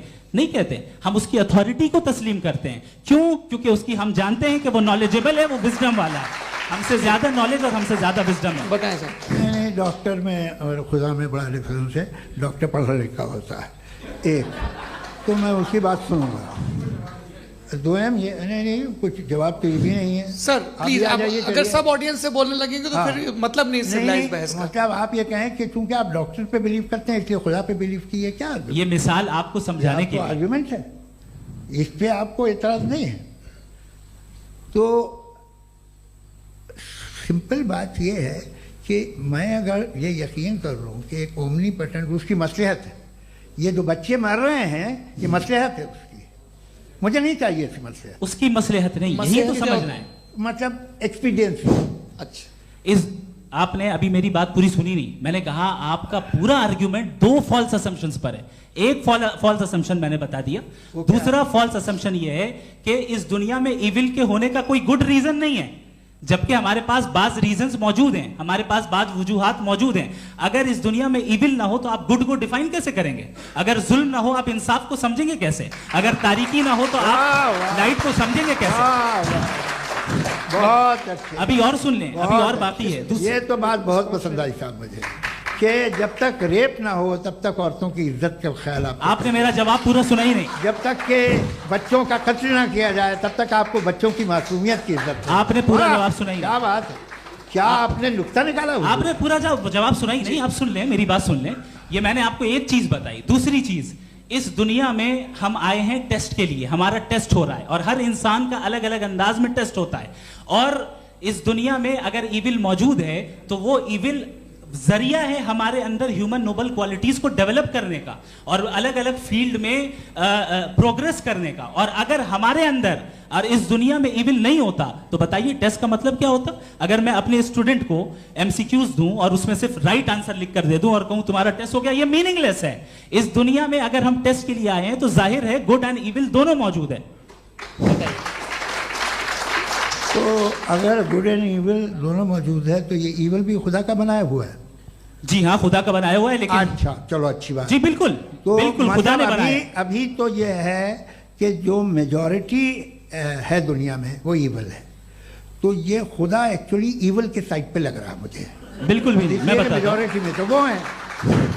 क्या बात कर रहे हैं भाई आप? मैं बहुत कोई भी जो मुंसिफ होगा, चाहे आपका अपना घर हो जिसके आप सबसे बड़े हैं, चाहे आपकी ऑर्गेनाइजेशन हो जो आप चलाते हैं, वहां पर आप इविल रखेंगे साबित करने को कि बाकी लोग शरीफ हैं। मेरी बात सुन, क्या ये आर्ग्यूमेंट ही गलत है? अगर कि जब तक के कोई इविल नहीं होगा तब तक के शरीफ आदमी शरीफ नहीं लगेगा। अगर एग्जामिनर गलत ऑप्शन दे रहा है तो एग्जामिनर इविल नहीं हो गया, जो गलत ऑप्शन को सेलेक्ट कर रहा है वो फेल होगा। क्रिएटर ने इविल को बनाया है लेकिन वो इविल नहीं है। अच्छा सुनिए मेरी बात, लेट मी कंप्लीट सर। जी जी। क्रिएटर ने इविल को बनाया है टेस्ट के लिए, वो इविल नहीं है। इविल वो होगा जो उसे इख्तियार करेगा। छुरी को बनाने वाला गलत नहीं होता है, छुरी का गलत इस्तेमाल करने वाला गलत होता है। रेप को कैसे गलत इस्तेमाल करते हैं? रेप इंसान के फ्री विल का नतीजा है। ये रेप कैसे गलत इस्तेमाल होता है? ये मुझे अब सुन लें, अब सुन लें। गलत इस्तेमाल होता है। हाँ मैं बता रहा हूँ ना, कैसे गलत? मैं बता रहा हूँ कि जो इविल इस दुनिया में मौजूद है उसके कई सारे तरीके हैं। एक तरीका इंसान का अपना फ्री विल है। अब अगर कोई रेपिस्ट रेप कर रहा है तो इसका गॉड का कसूर नहीं है, वो अपने फ्री विल का गलत इस्तेमाल कर रहा है, उसको सजा मिलनी चाहिए। अच्छा। और उसी के लिए जहन्नम बनाई गई है। ये फ्री विल का भी बड़ा चक्कर। आप जब कोई बुरा काम करते हैं या कोई बुराई होती है तो ये कहा जाता है कि ये फ्री विल है। 7 billion free wills are moving on this planet. 7 billion free will. और एक आदमी अपनी फ्री विल से मुझे कत्ल कर दे तो मैं खुदा की मर्जी से मरा हूं कि इसकी फ्री विल की वजह से? मेरी मौत खुदा के हाथ है या ये फ्री विल वाले के हाथ है? खुदा ने फ्री विल का निजाम बनाया है और उस निजाम का गलत इस्तेमाल करके कोई आपको मार रहा है, इस्तेमाल करके मेरा कत्ल कर देता है। अब मेरी मौत का जिम्मेदार कौन है? वो इंसान जिम्मेदार है। वो इंसान। जी। तो ये कहना कि और उसको सजा मिलेगी। तो अब आप आगे चलिए कि ये तय करना कि अल्लाह ही या खुदा, सॉरी अल्लाह ने, खुदा ही जिंदगी देता है, खुदा ही मौत देता है, ये गलत है। बिल्कुल गलत नहीं है। हाँ, नहीं, निजाम उसी ने बनाया फ्री विल का। निजाम मौत और हयात का उसी ने बनाया। You are contradicting yourself. अभी आपने कहा कि एक आदमी ने फ्री विल से आपको मार दिया, इसमें उसे फ्री विल दी गई थी, उसने गलत इस्तेमाल किया। 7 billion free wills are moving on this planet और आप चाह रहे हैं कि मैं सिर्फ खुदा का ध्यान करूं।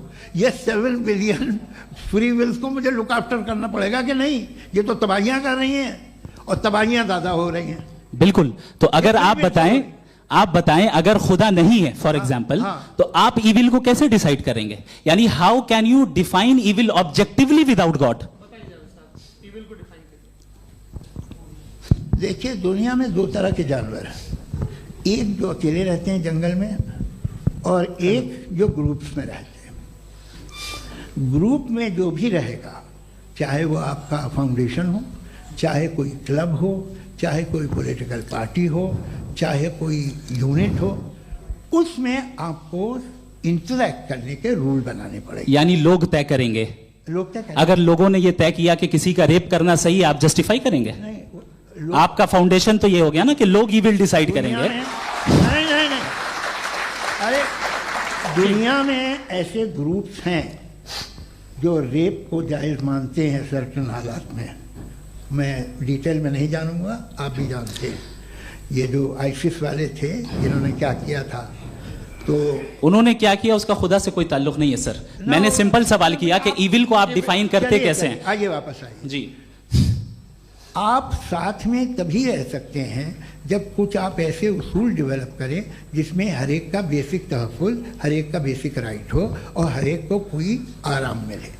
यही तरीक़ा है किसी भी ऑर्गेनाइजेशन जिसमें एक से ज़्यादा लोग हैं और वो ऐसे चलती है ज़िंदगी। उसमें अगर आप गड़बड़ करेंगे तो तबाही होगी, नुकसान होगा, बर्बादियाँ आएंगी। और अगर उसमें आप घर ले लीजिए ना, एक हस्बैंड है, एक वाइफ है, बच्चे हैं, वालदा भी हैं, 2 बहनें भी हैं, एक भाई भी है। अब इसमें कोई निज़ाम आपको चाहिए साथ में रहने का, और एक दूसरे पे भरोसा रहे, एक दूसरे के बहीख्वाह हों, एक दूसरे की मदद करें, ऐसी जिंदगी। सर आपकी बात आ गई। आप ये कह रहे हैं कि लोग डिसाइड करेंगे क्या सही है क्या गलत है, यही है? मेजॉरिटी डिसाइड करेगी क्या सही है क्या गलत है? अरे भाई बिल्कुल। मेजॉरिटी अगर ये कहे कि नाजी जर्मनी के साथ जिस तरह मेजॉरिटी थी कि जेनोसाइड करना सही है, आप जस्टिफाई करेंगे? उस वक्त आपका ये सवाल सिर्फ उसके बाद क्लोजिंग। हाँ, उस वक्त प्लेनेट पे जो लोग थे, उनमें कितने लोग हिटलर को सही समझते? अच्छा, प्लेनेट की मेजॉरिटी तय करेगी, सोसाइटी की नहीं। प्लेनेट की मेजॉरिटी गॉड के एग्जिस्टेंस को सही मानती है, आप क्यों नहीं मानते?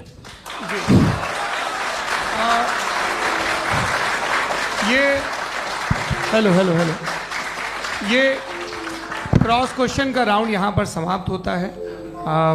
और ये बड़ा अच्छा है कि इस तरह से फ्रेगमेंट कर दिया गया है ताकि जो मरकरी ऊपर जा रहा है नीचे जवाब दे दूं। जी।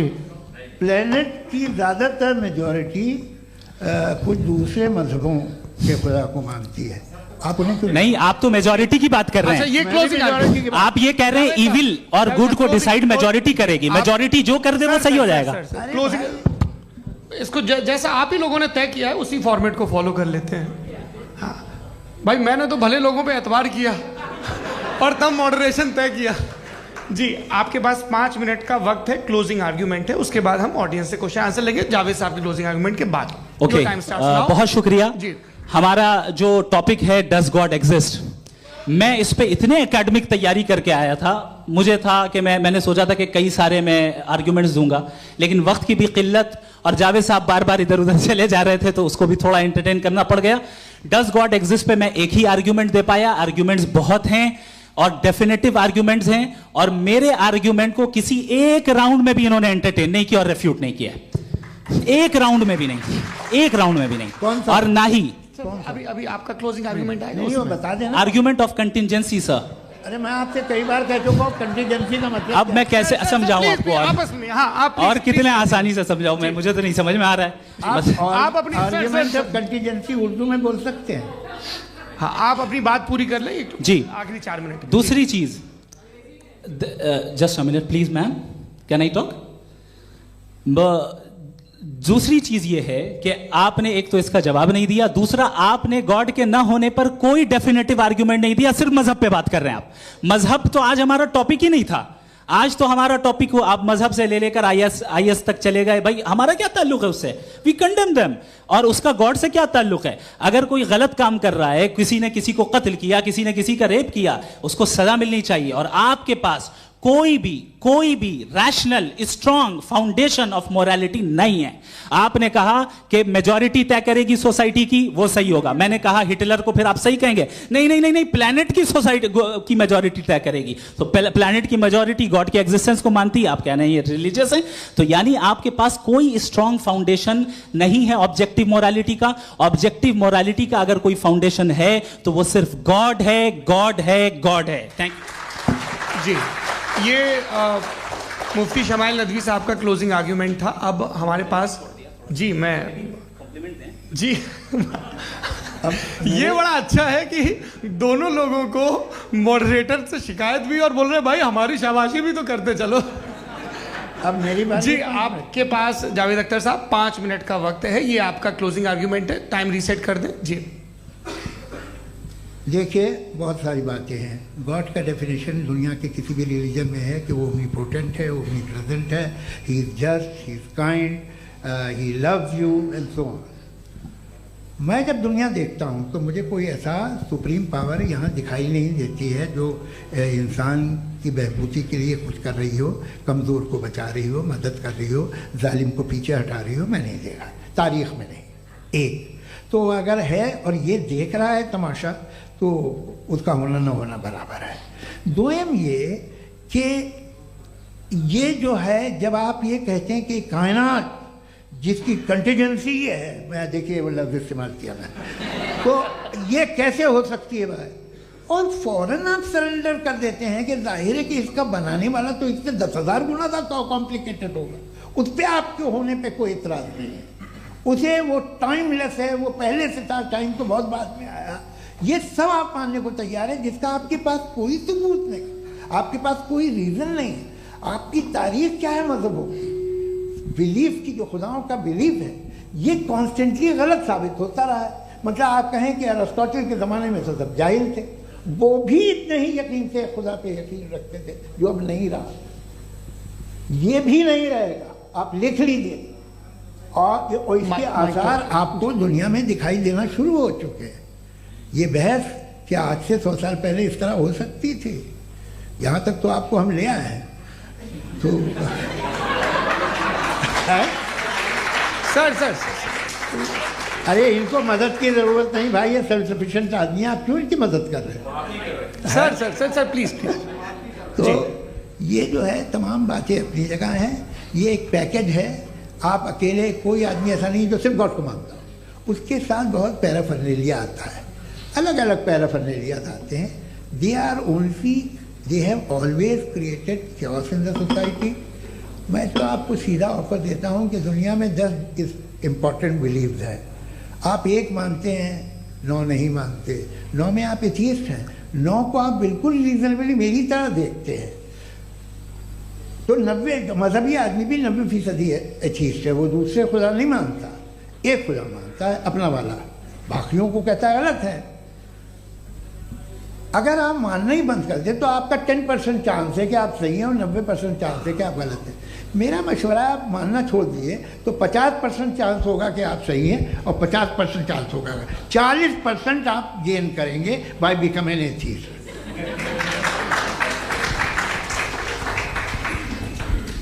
ये एक फरसूदा ख्याल है ये ख़त्म हो रहा है। हो सकता है मेरी ज़िंदगी में ना हो, लेकिन ये हो जाएगा। जो बातें ये इनको आप मेटाफिज़िकल ये वो ऐसे रिस्पेक्टेबल टर्म दे दिए, ये तो उन लोग के हैं जिन्हें ना फिज़िक्स मालूम थी ना मेटा मालूम था, ये उन्होंने आपको दिए हैं। जी बहुत शुक्रिया आप दोनों लोगों का। और अब इस बातचीत का आखिरी राउंड शुरू होगा, डज गॉड एग्जिस्ट की ये बहस मुफ्ती शमाइल नदवी और जावेद अख्तर साहब के बीच। आप लोग अपने अपने हाथ ऊपर करेंगे, मैं यहाँ से तय करूँगा। और माइक हमारे पास है क्या? एक ही माइक है ऑडियंस के लिए? 2 माइक है, एक इस तरफ एक इस तरफ, ठीक है। तो जी सबसे पहले हमारी सहयोगी हैं मारिया शकील जी, पूछे सवाल। थोड़ा सा रुकेंगे ताकि कैमरे का फ्रेम आप पर आ जाए, आपकी तो प्रैक्टिस है टीवी की। जी नदवी साहब, मैं खुदा को मानती हूँ, पहले मैं इसी प्रमाइस से शुरू कर रही हूँ और ये बता रही हूँ आपको, मैं मानती हूँ। लेकिन कुछ सवाल हैं जो जावेद साहब ने उठाया, उसका जवाब आपको देना चाहिए। पहला सवाल ये कि गज़ा में सालों से छोटे बच्चे मर रहे हैं, वो उनको अगर खुदा मर्सीफुल है, हम मानते हैं कि अल्लाह ताला में बहुत ताकत है, तो वो बच्चे क्यों मर रहे हैं? दूसरी बात ये कि अगर कंटिजेंसी की जो आप बात करते हैं, पूरे मुस्लिम ममालिक मिल करके भी उन गज़ा के बच्चों को क्यों नहीं बचा पा रहे हैं? क्योंकि अगर वो चाहते, क्योंकि अल्लाह ताला उन पर हुकूमत करते हैं, सब पर हुकूमत करते हैं, तो वो उनको क्यों नहीं बचा? जी थैंक यू वेरी मच। बहुत अच्छा किया आपने इस चीज़ को जिक्र कर दिया, मैं इसको और अच्छे से एक्सप्लेन करने की कोशिश करता हूँ। देखें, जहाँ तक आपने कहा कि गज़ा के बच्चों को मारा जा रहा है, देखिए 2 वर्ल्ड व्यू है, एक एथीस्टिक वर्ल्ड व्यू, एक थीस्टिक वर्ल्ड व्यू है। बच्चे मर रहे हैं दोनों वर्ल्ड व्यू में, लेकिन हमारा वर्ल्ड व्यू कह रहा है कि रिकॉम्पेंस है, ये कह रहे हैं कि उनका मरना बेकार जाने वाला है, कोई उसका रिकॉम्पेंस नहीं है, चूंकि इनके यहाँ आखिरत और अल्लाह का कोई तसव्वुर या गॉड का कोई तसव्वुर नहीं है। आपने ये सवाल किया कि गॉड मर्सीफुल है, क्यों नहीं रोकता? ये मैंने बताया कि ये मिसकंसेप्शन है लोगों के दरमियान कि गॉड को सिर्फ मर्सीफुल और ओमनीपोटेंट समझते हैं। गॉड के सिर्फ यही 2 एट्रीब्यूट्स नहीं हैं, गॉड के कई सारे एट्रीब्यूट्स हैं, उनमें से अल हकीम भी है, उनमें से ऑल वाइज भी है, ऑल नोइंग भी है। लिहाजा अगर इस दुनिया में किसी को तकलीफ आ रही है और गॉड उसको नहीं रोक रहा है, वो इसलिए नहीं रोक रहा है चूंकि इंसानों को फ्री विल दिया गया है। ठीक इसी तरीके से अगर एक डॉक्टर किसी छोटे बच्चे को इंजेक्शन लगा रहा है, उसे तकलीफ पहुंच रही है, उसके लिमिटेड पर्सपेक्टिव के एतबार से यह गलत हो रहा है और डॉक्टर बुरा है। लेकिन जब आप ब्रॉडर पिक्चर को देखेंगी, आपके और हमारे पास सिर्फ एक पिक्सल है, हमें इतना नजर आ रहा है कि गज़ा में कत्ल हो रहा है, लेकिन इसके पीछे कितना रिकॉम्पेंस उनको मिलने वाला है, पूरा पिक्चर गॉड के पास है। तो एक पिक्सल से आप पूरे पिक्चर को कभी भी जज नहीं कर सकती। आप इसमें कुछ जोड़ना चाहेंगे? आपको कुछ बोलना है इसमें? भैया आपने बहुत अच्छा जस्टिफिकेशन दिया, या आप वो जो वहाँ के प्राइम मिनिस्टर इजराइल के उन्हें भेजिए, वो बहुत खुश होंगे। आप जस्टिफिकेशन दे देना कि अगर गॉड नहीं है तो बच्चे क्यों मर रहे हैं, आप बताएं। वो ये सवाल पूछ रहे हैं कि अगर आप ईश्वर का अस्तित्व नहीं मानते हैं तो उन बच्चों की मौत को आप कैसे इंटरप्रेट करते हैं?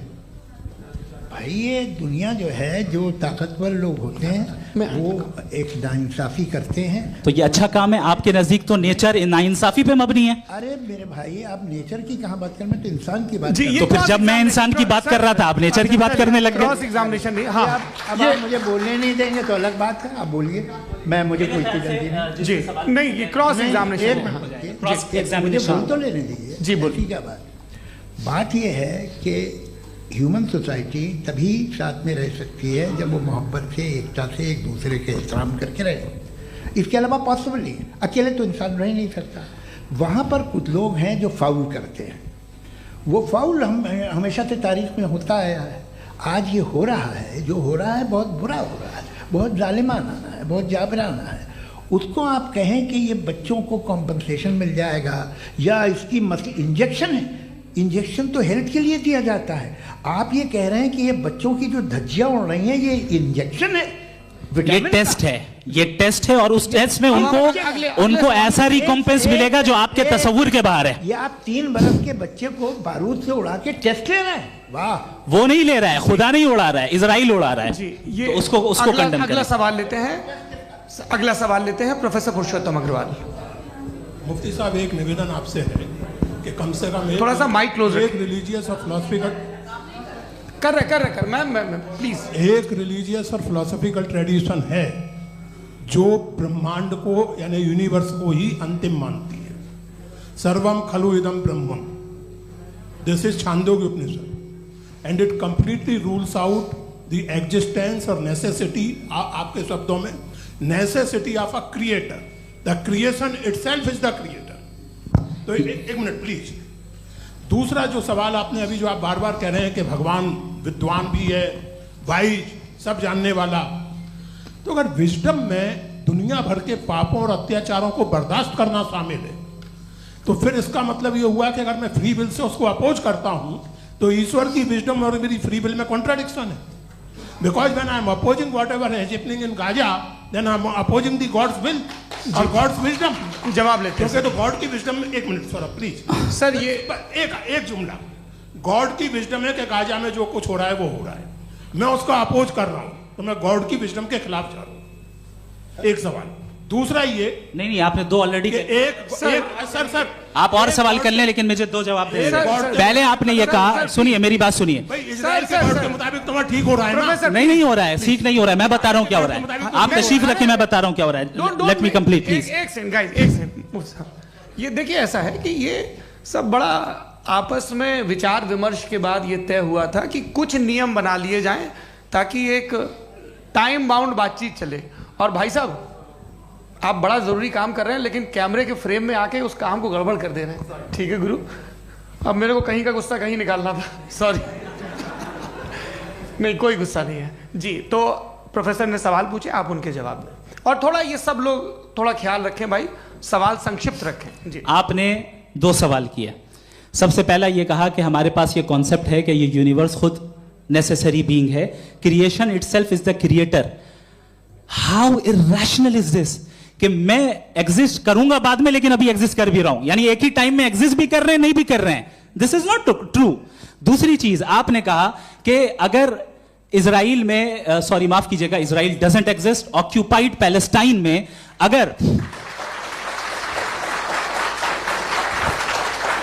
अगर ऑक्यूपाइड पैलेस्टाइन में बच्चों को मारा जा रहा है फ्री विल की वजह से और गॉड नहीं रोक रहा, ये कॉन्ट्रडिक्शन है। ये बताइए कि एक एग्जाम में एक बच्चा गलत आंसर लिख रहा है, सुनिए, एग्जामिनर चाहे तो रोक सकता है, क्यों नहीं रोक रहा है? ये कॉन्ट्रडिक्शन है, ये कॉन्ट्रडिक्शन नहीं है। माइक नहीं सर, ये आपस में जी, ये क्या आपका सवाल? माइक दीजिए। फ्री विल दिया गया है टेस्ट के लिए, अकाउंटेबिलिटी के लिए। अगर फ्री विल नहीं होता तो आप कहते हैं हमें रोबोट बना दिया गया। नॉट मिसरिप्रेजेंट माय पोजीशन, आपकी जो भी पोजीशन, मैं अपनी फ्री विल के नाते, अपने ह्यूमन विजडम के नाते गाजा में हो रही अत्याचार का विरोध करता हूं। बिल्कुल करना चाहिए। के हिसाब से मैं गॉड की विजडम का विरोध कर रहा हूं? बिल्कुल नहीं, जो हो रहा है गॉड की, बिल्कुल भी नहीं, बिल्कुल भी नहीं। उसका वहां पर गाजा में कत्ल होना ये इंसानों के गलत इस्तेमाल का नतीजा है, फ्री विल के इस्तेमाल का नतीजा है। गॉड इसका हुक्म नहीं देता, उससे रोकता है। यही तो मसला है ना, आपके लिए कॉन्सेप्ट क्लियर नहीं भाई, आपने तो बताया था इंजेक्शन लगाने से बच्चे को तकलीफ होती है, ये इंजेक्शन लगा। सर आप ऐसे रेटोरिक स्टेटमेंट दे तब तो कोई मसला नहीं समझते रहेंगे। This is a rhetoric statement, this is not a logical argument sir. I am sorry, I am sorry. आखिरी 30 मिनट बड़े मुश्किल होने वाले हैं जी। मुफ्ती साहब आगे बैठे हैं, इनको माइक दीजिए। हाँ, तरुण माइक आप अपने पास रखिए, आपको कैमरे का फ्रेम पता है जी। सबसे पहले दोनों को मुबारकबाद। एक सर अपना आप नाम बता दें। आप अमेरिका में शिकागो में रहते हैं, इतना मुझे याद है। बताया आपको, यासिर नदीम अलवाजदी मेरा नाम है। जावेद सर, आपसे क्वेश्चन है इन्फिनिट रिग्रेस के ताल्लुक से। एक हाइपोथेटिकल सिनेरियो है, मसलन अगर आप सर माइक थोड़ा सा प्लीज क्लोज रखिए। ओके जी। अगर आप शायर इसलिए हैं कि आपके कोई उस्ताद शायर थे, और वो इसलिए शायर थे कि उनके कोई उस्ताद शायर थे, और इसी तरीके से हम माजी में पीछे चलते चलते चले जाएं और कहीं ना रुके, तो माफ कीजिएगा आप कभी शायर नहीं हो सकते। लेकिन आप शायर हैं, आपका शायर एग्जिस्ट करता है, इसका मतलब ये है कि आप कहीं ना कहीं रुके हैं। तो मेरा सवाल ये है कि क्या आप इन्फिनिट रिग्रेस ऑफ कॉजेस को लॉजिकल फैलेसी मानते हैं या नहीं मानते? हाँ या ना? मैं इन्हें लॉजिकल फैलेसी नहीं मानता हूँ, लेकिन मेरा प्रॉब्लम यह है कि जब मैं नहीं मानता हूँ तो I will continue with this logic जो फैलेसी नहीं हो। आप एक जगह रुक जाते हैं जाके, आप कहते हैं ये गेंद कैसे बनी, ये जजीरा कैसे बना, ये समंदर कैसे बना, ये ज़मीन कैसे बनी, और अचानक गॉड पे जाके आपको ब्रेक लग जाता है। एक बार आप सवाल नहीं करते कि भाई इनको बनाने वाला तो इनसे भी कॉम्प्लिकेटेड होगा, वो कैसे बना, उसके बारे में आपने इत्मीनान कर लिया, वो हमेशा से है। तो अगर आप उसे हमेशा से मानते हैं तो फिर ये मान लीजिए कि कायनात हमेशा से है, क्या तकलीफ? फिर हम वजूद में नहीं आते जी है? हम मौजूद नहीं। अच्छा सर क्यों नहीं हो मैं सकते? बताऊंगा प्लीज प्लीज। जैसे मैंने मिसाल दी आपके शेर की, आपका शेर कभी वजूद में ना आता अगर शायद इसी तरह चलते रहते हमेशा। जी माइक मेरे ख्याल से एक सेकंड, इन्फिनिट रिग्रेस का कॉन्सेप्ट क्लियर नहीं हो पाया, सर रहने दें, लेट्स मूव ऑन सर। ठीक है। हाँ थोड़ा सा मॉडरेटर का भी ख्याल रखें। नहीं आपने तो रखा है, आपने रखा है। यहाँ पे गौहर रजा साहब हैं, वो भी एक सवाल पूछना चाहते हैं। माइक यहाँ नीचे से ऑन कर दिए नीचे। पहले तो ये कह दूं कि मैं उन बच्चों से शर्मिंदा हूं जिनको गजा में कत्ल किया गया, क्योंकि हमारे होते हुए कत्ल किया गया। लेकिन उससे ज़्यादा शर्मिंदगी इस बात से हुई कि मुझे लगा कि मुफ्ती साहब उसको जस्टिफाई कर रहे हैं। बिल्कुल भी नहीं, आप बहुत ही गलत। मुझे लगा मैं गलत हो सकता हूं, बिल्कुल गलत। मैं सवाल पूछ रहा हूं, सवाल मैं सवाल पूछ रहा हूं। मैं जावेद भाई से डिसएग्री करता हूं। एक सेकंड देखिए, अगर देखिए ऐसा एक सेकंड आप सर वेट अरे आप कुछ मेरे पहले मुझे अपनी बात कह लेने दीजिए। अगर ऑडियंस तय करेगी तो फिर मॉडरेटर का मतलब नहीं। मेरा आप सबसे ये कहना है, ये बहस दो लोगों के बीच में है, एक तरफ मुफ्ती साहब, एक तरफ जावेद साहब। पिछले 1.5 घंटे से ये लोग अपने अपने तर्क रख रहे हैं। आपकी इनसे इत्तेफाकी हो सकती है, ना इत्तेफाकी हो सकती है। मेरे उस्ताद मुझे सिखा गए हैं कि मुखामुखम में असहमति की गुंजाइश बची रहनी चाहिए। अगर मैं आपकी बहुत इज्जत करता हूं गौहर साहब, आपने जो कमाल की किताबें लिखी, साइंटिफिक टेम्परामेंट, लेकिन मेरी ये गुजारिश है आप सबसे कि यदि आप इन लोगों ने जो बोला उन पर टिप्पणियां करेंगे तो ना वक्त की पाबंदी रहेगी, ना वो अनुशासन। आप सवाल पूछ लें, उस सवाल में जो बात आ जाए वो आ जाए। मैं जावेद साहब से डिसएग्री करता हूं, इसलिए जावेद साहब से सवाल पूछ रहा हूं। आपका सवाल जावेद अख्तर साहब से। और सवाल यह है मेरा कि जावेद साहब ने कई बार लॉजिक का इस्तेमाल किया कि साइंस में लॉजिक है और रिलीजन में लॉजिक नहीं है। मेरा ख्याल यह है कि रिलीजन में भी लॉजिक है, लेकिन उस लॉजिक की बेसिस ये है कि आप रुक जाते हैं, जिसका जिक्र जावेद साहब ने बार बार किया, यानी खुदा के तसव्वुर पे आते हुए, गॉड के तसव्वुर पे आते हुए रुक जाते हैं। और इसमें सवाल पूछना मतलब फॉरबिडन होता है। सवाल यह है कि क्या जावेद साहब इससे एग्री करते हैं कि साइंस की लॉजिक अलग है और रिलीजन की लॉजिक अलग है? बताइए सर। देखिए 3 चीज़ें हैं, साइंस है, एक है मंतिक है, इस्तिदलाल है, और एक जो है कुछ भी नहीं है, फेथ है, अकीदा है। मैं अकीदे की लॉजिक का कायल नहीं हूँ। मुझे आप इस्तिदलाल से, लॉजिक से, रीज़न से समझाइए, मैं मानने को तैयार हूँ, मेरा क्या नुकसान होगा। लेकिन ये कि अकीदे पे मैं नहीं जा सकता हूँ। अकीदे का मतलब है कि तुम ये मान लो, सवाल ना करो, ये नहीं। आप सारी बातें करके, बड़ी साइंटिफिक बातें करके एक जगह जाके खुदा के वजूद पे रुक जाते हैं, सरेंडर कर देते हैं। मैं सरेंडर करने को तैयार नहीं। That's all. जी ये आगे सर बैठे हुए हैं, इनको माइक दीजिए। भाई वो आप पूछना चाह रहे थे ना भाई? हाँ नहीं मैं ये थैंक यू जी। आपका नाम? आसिम इफ्तिखार। आसिम जी, पूछिए। सर जावेद सर से सवाल है कि आपने अपने माइक थोड़ा करीब है। अपने क्लोजिंग स्टेटमेंट में ये बात कही थी कि मज़हब का जो फ्यूचर है वो ज़्यादा दिन नहीं जाने वाला है, लेकिन मैं देख पा रहा हूँ कि जो ऑक्सफोर्ड यूनिवर्सिटी की एक स्टडी है 2011 में हुई है, जिसके 50 एकेडमिशियंस ने इसको अंजाम दिया था, उसमें वो ये कहते हैं कि जो फेथ इन गॉड है वो इनबिल्ट है ह्यूमन नेचर के अंदर, जिसको हम कहते हैं फितरत के अंदर शामिल है वो। और वो ये कहते हैं कि अगर कोई ये समझता है कि मज़हब को वो ख़त्म कर देगा तो ये उसकी गलत फहमी है। तो आप इसके बारे में, इस स्टडीज़ के बारे में क्या कहते हैं? ठीक है, मैं उनसे एग्री नहीं करता हूँ। वो कौन से प्रोफेसर होंगे? ऐसा उनके पास डेटा है, इन्होंने डेटा के बेस होगा। डेटा क्या हो सकता है? फ्यूचर का डेटा तो नहीं हो सकता ना उनके पास, प्रेजेंट का डेटा हो सकता है। डेटा आपने सुना 100 साल पहले का बाद का डेटा? मैंने तो नहीं सुना आज तक। तो आज उनकी ये राय है और हो भी राय, ठीक है, दुनिया में तरह तरह की राय है लोग, लेकिन मैं समझता हूँ कि वक्त के साथ इंसान ज़्यादा से ज़्यादा रीजनेबल और लॉजिकल होता जा रहा है। आज आप देखिए वेस्टर्न यूरोप में क्या परसेंटेज है नॉन बिलीवर्स की, बहुत हाई, वहाँ चर्च खाली पड़े होते हैं। तो अल्टीमेटली तो इंसान कोई ऐसी बात बहुत अरसे तक नहीं मान सकेगा, चाहे गलत या सही, जो उसे उसके दिमाग को, उसके जहन को, उसकी लॉजिक को अपील न करे। वो कह रहे हैं तो ऑक्सफोर्ड के होंगे तो कैम्ब्रिज के होंगे, तो मुझे क्या लेना देना, उनका डेटा मुस्तकबिल का नहीं हो सकता है। जी दीपक, हाँ पूछिए। मैं आऊँगा, अभी पीछे की साइड भी आऊँगा, माइक वहीं भेजूंगा 2-3 साल के लिए। जी जावेद साहब, आपसे सवाल है। नमस्ते। अरे भाई सर, अगर आप ही लोग तय करना है तो फिर 200 लोग तय कर लें। ये सब नहीं sir, please don't do this sir. Sir everybody has a right sir, but we can only take selected questions. No sir, ये यंग लोग भी हैं तो इनकी ये अब उतने यंग, भाई आप यंग हैं कि नहीं है? वो कह रहे हैं वो भी यंग हैं साहब, आप उनकी नौजवानी पर दावा उनको ही करने थे। हाँ मुफ्ती साहब आप यंग, हाँ पूछे।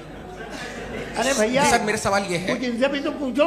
जी नहीं, बस आपसे एक सवाल है। जैसे थीस्टों के पास अपने जो ईश्वर को मानते हैं उनके पास अपने सोशल गेट टुगेदर्स हैं, 5 रोज़ा क्रिसमस आने वाला है, होली है, दिवाली है, ईद है। एथिस्ट क्या ऑफर कर रहे हैं? मतलब मैं इनकी दुकान से बोलूं मैं आना चाहता हूं उस तरफ, पर मैं अट्रैक्ट नहीं हो पा रहा हूं। मैं सोशल गेट टुगेदर्स क्या है आपके पास? वो ये कह रहे हैं कि जो धार्मिक लोग हैं, अलग अलग धर्म के लोग, उनके उत्सव त्योहार कॉन्ग्रेगेशन बहुत हैं। अब आपको मैं एक सुनाता हूँ, यहाँ हिस्टोरियन भी बैठे हैं। मृदुला जी आप बताइएगा सही है क्या?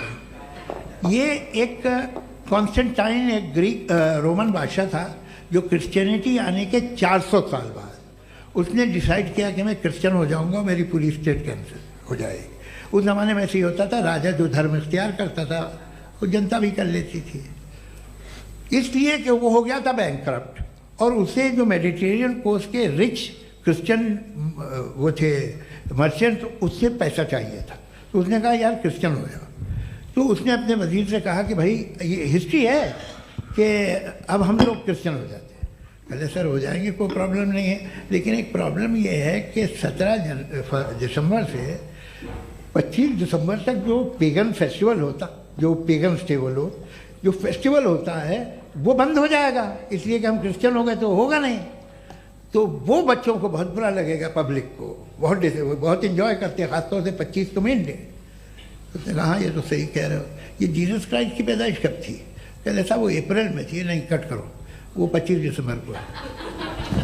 यह हकीकत है जी। और 400 साल बाद क्रिश्चियनिटी के अप्रैल से दिसंबर ले आए, और इसलिए कि यहाँ पेगन फेस्टिवल होता था। अब मनाते हैं आप आराम से। ये जो सारे फेस्टिवल हैं ये रिलीजन से, हर एक को एक इंटरटेनमेंट डिपार्टमेंट चाहिए होता है अपनी कंपनी चलाने के लिए।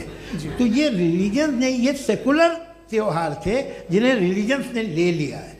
ये मौसम के थे, फसलों के थे, किसानों के थे, उसको आपने लेके रिलीजियस रंग दे दिया। ये कोई रिलीजन से थोड़ी आए आप। अच्छा हमें देखिए, हम तो मुल्द हैं, हम ईद मनाते हैं, हम दिवाली मनाते हैं, हम होली मनाते हैं, हम क्रिसमस मनाते हैं। बम्बई की फिल्म इंडस्ट्री की सबसे बड़ी होली हमारे घर में, सबसे बड़ी ईद हमारे घर में। वो हमारी सोशल वो है, हमारा हेरिटेज है। ऐसा थोड़ी है कि we will throw the baby along with the water. ये तो अच्छी चीज़ है, इन्हें रखो, जो बेकार है फेंक दो। जी हाँ हेलो जी, मेरा सवाल नादवी जी से है। जैसा कि आपने बोला कि गॉड टाइम के भी परे हैं, और गॉड इतनी कॉम्प्लेक्स चीज़ है कि उसे ह्यूमन माइंड समझ नहीं सकता, और गॉड ने अर्थ पे फ्री विल भी दे दी है। तो आप अपना वक्त ज़ाया क्यों कर रहे हैं गॉड के बारे में बात करके? अपन को तो बात करनी चाहिए कि सोसाइटी को बेहतर कैसे करें। जी, मैं गॉड वही बताता है सोसाइटी को कैसे बेहतर करें। अभी मैं आपका जवाब देता हूँ। आपने कहा कि टाइम पे वो एग्जिस्ट नहीं करता, सो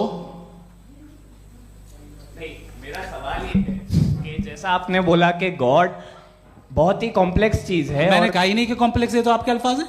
कॉम्प्लेक्स का लफ्ज गॉड के लिए सुइटेबल नहीं है। क्यों? क्योंकि कॉम्प्लेक्स वो चीजें होती हैं जो ऑब्जेक्ट हो। God is not an object जिसको आप इंस्ट्रूमेंट के जरिए लेबोरेटरी में जाके टेस्ट करें, oh it's very complex. No, वो कोई कार का इंजन नहीं है। वो फिलोसॉफिकली नेसेसरी बीइंग ऐसी बीइंग है जो सिंपल बीइंग है। हाँ, आप उसको मुकम्मल तौर पे उसकी तमाम हिकमतों को जान ले और हर चीज को जान ले, ये पॉसिबल नहीं है, क्योंकि वो ऑल वाइज है, आप ऑल वाइज नहीं है, और वो खुदा है, वो आपको सारी चीजें बता दे, ये जरूरी नहीं।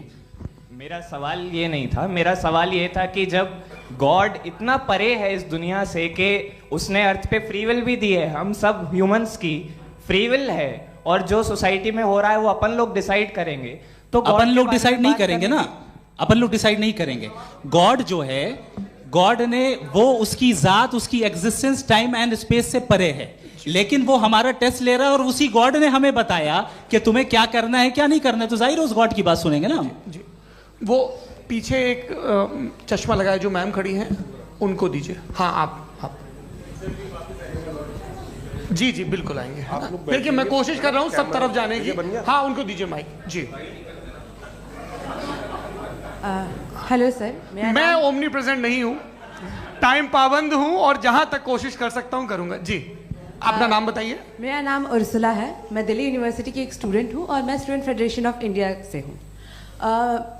मेरा सवाल मुफ्ती जी से है कि इस हॉल के इस कमरे में बैठ के हम लोग रेप की मोरालिटी के बारे में फिलोसफिकली बात तो कर सकते हैं, बट असलियत ये है कि रोजमर्रा की ज़िंदगी में औरतें रेप के थ्रू गुजरती हैं, और हम लोग सिर्फ नंबर्स पे इस तरह नहीं देख सकते, क्योंकि कितनी औरतें हैं इन कंट्रीज़ में जहाँ पे आप बता रहे हैं कि केसेस कम हैं, जिनका एक्सेस है कि वो जाके केस फाइल कर सकें।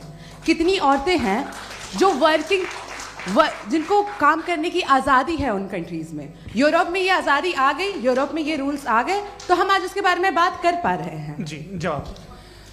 आपने ये कहा कि कमरे में बंद होकर हम लोग इस पर फिलोसफिकली बात कर सकते हैं, लेकिन हकीकत में क्या हो रहा है, वो ग्राउंड लेवल पे क्या हो रहा है, जो बहुत गलत हो रहा है, और वो सफ़र कर रही हैं। आई अग्री, बहुत गलत हो रहा है, और जो गलत हो रहा है उसको हमें रोकना है। और क्यों रोकना है, वो गलत क्यों है, हमारे पास इसका ऑब्जेक्टिव फाउंडेशन है, इनके पास उसका ऑब्जेक्टिव फाउंडेशन नहीं है। मैं ये कहना चाह रहा हूं कि जहां पे भी जुल्म हो रहा है, जहां पे भी औरत पे जुल्म हो रहा है, या उसकी इज्जत लूटी जा रही है, या उसे तकलीफ पहुंचाई जा रही है, और सिर्फ औरत नहीं, किसी इंसान के ऊपर भी जुल्म हो रहा है, तो उसके खिलाफ खड़ा होना, ये मॉरलिटी हमारे पास गॉड के पास से आई है। वरना जावेद साहब तो कह रहे हैं कि जो है मेजॉरिटी डिसाइड करेगी, तो मेजॉरिटी तो कभी भी बदल सकती है। क्या आप हाँ। ये थोड़ी सी आपको गलतफहमी है। मैं अगर मेरे जुमले से ये मतलब निकला या मैंने कहा, तो ये जुमला मैं वापस लेता हूँ, ये मेरा मतलब ही नहीं था कि मेजॉरिटी डिसाइड करेंगे। मेजॉरिटी डिसाइड करे तो दुनिया में बड़ी, वैसे आपने कहा था ये जुमला। अच्छा, हो सकता है, मैं मान रहा हूँ, बाद में रिकैप कर लेंगे। एक सेकंड मैं अपनी एक्सप्लेनेशन दे रहा हूँ। मुनासिब बात यह है कि हम सब के सब दिल में जानते हैं कि क्या अच्छा है क्या बुरा है, हमें पता है अच्छी तरह से। जो लोग बुरे काम करते हैं उन्हें भी मालूम अच्छा क्या है। यही तो सवाल था हजरत कि फिर ये मोरालिटी आई कहाँ से? Cross examination. हाँ जी, हाँ। मोरालिटी साथ रहने की डिजायर से आई है, यानी साथ रहकर जो कुछ कह दे, जो कुछ कर दे, वो हो जाएगा? नहीं नहीं, तो आप कायदे से रह ही कर सकते हैं जब तक लोगों में मोरालिटी हो, वरना क्यास हो जाएगा। ये आपको कैसे पता? जी, हमने देखा ना, जहाँ मोरालिटी का क्यास हो गया, हम देखते हैं। कहाँ पे देखते भाई? दुनिया में। आप जो कह रहे हैं, आप कहीं पे अगर गलत हो रहा है तो उसको आप गलत देखिए। आप एपिस्टेमोलॉजी की बात कर रहे हैं, मैं ऑन्टोलॉजी की बात कर रहा हूं। मैं इस बहस के बाद आप दोनों लोगों को चाय पे होस्ट करूंगा, वहां पे क्रॉस एग्जामिनेशन कर लीजिएगा। अभी ऑडियंस का हक मार रहे हैं आप लोग भाई, सर जस्ट लोग हैं आप लोग। और ये भाई ये हाँ, उधर आएंगे, उधर जी सर आएंगे। अच्छा सर, मेरा नाम लईकुर रहमान है और मैं अलीगढ़ मुस्लिम यूनिवर्सिटी का स्टूडेंट हूँ, और जहाँ तक मुझे पता है कि sir you are also product of Aligarh Muslim University. मैं भी उसी चमन का बुलबुल। हाँ सर, तो बहुत खुशी हुई मुझे जान करके कि मैं आपसे मिलूंगा। सवाल सर, मेरा सवाल यह है, सर सैयद अलैहि रहमा का नज़रिया यह था कि खुदा के वजूद को अक़ल के दायरे में रह कर के तलाश करना, न कि पूरी तौर से उसका इनकार कर देना। Sir, how will you define it? नहीं, तो ये तो आप इन्हें बताइए। ये सवाल आपसे खुदा का वजूद साबित कर रहे हैं। नहीं तो सर, आपने इनकार कर रखा है, इस वजह से मेरा क्वेश्चन। उन्होंने यही सर से एक सेकंड, सर सैयद ने यही कहा ना कि अक्ल से आप खुदा के वजूद को साबित नहीं कर सकते, यही कहा ना भाई। वो उन्होंने कहा कर सकते हैं और वो कर दिया गया आज। वो फोन तलाश करना या साबित करना अक्ल से नहीं हो सकता। अरे सवाल तो सुन लीजिए जी। अक्ल से नहीं हो सकता है, यही कहा ना आपने। अक्ल से हो सकता है। अरे वो यही कह रहे हैं भाई, आप बता रहे हो सकता है, वो तो कुछ और। आप अगर सर देखो नौजवान फोन ले लो, वो इतनी कमाल की यूनिवर्सिटी है। अरे भाई दे दो ना जरा, एक मिनट दे दो भाई, मेरी बात सुनो, माइक पे बोलो ताकि जो लाखों लोग देख रहे हैं। माइक दे दो ना। अरे देंगे ना माइक, तुम ठहरो तो। हाँ सर, मेरा सवाल ये था कि सर सैयद अलैहि रहमा का एक नज़रिया था अपना कि खुदा का जो वजूद है उसको अकल के दायरे में रह करके तलाश करना है, न कि पूरे तौर से इनकार कर देना है। ये उनका कॉन्सेप्ट था। लेकिन मेरा सवाल ये है कि आप इसको कैसे डिफाइन करते हैं, एक्सप्लेन कैसे करेंगे, मैं आपसे जानना चाहता हूँ, क्योंकि you are the product of Aligarh Muslim University. मुझे अकल के दायरे में रख के मैंने बहुत तलाश की, मुझे मिला नहीं। हाँ ये इधर वो चश्मा लगाए जो, हाँ उनको दे दीजिए। जी जी फटाफट पूछिए, बस 5 मिनट है, 5 मिनट में खत्म हो रहा है। हाँ अस्सलाम वालेकुम मुफ्ती साहब, एंड मेरा सवाल जावेद अख्तर साहब से। क्या नाम है आपका? अरे भैया सब मुझे पूछ रहे हो। फैज पूछिए फैज साहब। तो मेरा सवाल ये है कि अभी जो एथियस्ट है वो problem of evil argument use कर रहे हैं अगेंस्ट मुस्लिम्स, राइट? कि इस दुनिया में इतना सारा इविल है और अगेंस्ट मुस्लिम तो यहाँ अगेंस्ट थियस्ट। हाँ थोड़ा सा करेक्ट कर लीजिए भाई, पूरी मशक्कत ही इसी बात की थी कि किसी एक मजहब पे बात न टिके। जी, तो बेसिकली ये आर्ग्यूमेंट ऐसा है कि इस दुनिया में इतना ज़्यादा ईवल एग्जिस्ट करता है और अगर एक ऑल गुड गॉड है तो वो रोकता क्यों नहीं है? लेकिन इस सवाल में एक हिडन अजम्पशन ये है कि इस दुनिया में ईवल एग्जिस्ट करता है। अब एथियस्ट ये कैसे ऑन्टोलॉजिकली प्रूव कर सकते हैं कि इस दुनिया में ईवल एग्जिस्ट करता है? मैं आपको बताता हूँ, थोड़ा सा समझा। नहीं सर हम लोग इनको सुनिए। नहीं please don't do that. I want to explain ontologically. हम समझ गए सर, इनको अब जवाब देने दीजिए। अच्छा सवाल पूछ लो। मैं अभी तक क्या था वो मैं थोड़ा सा ऐड ऑन कर लेता हूँ। तुम गुरु, तो हम जब इसका राउंड 13 करेंगे ना तब तुमको स्टेज पे बिठाएंगे। जी तो हाँ जल्दी से। तो देखिए एथियज्म के हिसाब से सब कुछ रैंडमली बन गया है, सब कुछ एटम्स और मॉलिक्यूल्स है। एक पत्थर में और मुझ में सिर्फ इतना फर्क है कि हम लोग एटम्स और मॉलिक्यूल्स का अलग अलग रीअरेंजमेंट है। अब एक पत्थर को कोई इंसान तलवार से 2 टुकड़ों में काट दे या मुझे, according to atheism it is same. There is no evil and good according to atheism. जी अच्छा, फैज साहब का सवाल ये है कि हाँ कोशिश भी करते तो इससे गलत सवाल नहीं कर पाते। एक लाइफ फॉर्म है और लाइफ फॉर्म में फीलिंग्स हैं, मतलब लाइफ फॉर्म सुनता है, देखता है, टेस्ट कर सकता है, फील कर सकता है। तो उसकी ये जो क्वालिटी इस बबल में आ गई हैं, वो जानवर में भी है, इंसान में भी है। तो जाहिर है कि उसे कोई तकलीफ पहुंचेगी, तो चूंकि उसके पास वो सेंसिटिविटी है तो मैं करेगा। पत्थर में वो सेंसिटिविटी नहीं है। तो ये क्या सवाल हुआ कि अगर पत्थर को काटा तो पत्थर को तकलीफ नहीं होती, तो आपको काटे तो आपको क्यों तकलीफ हो? बैठ जाइए। जी हाँ अगला सवाल।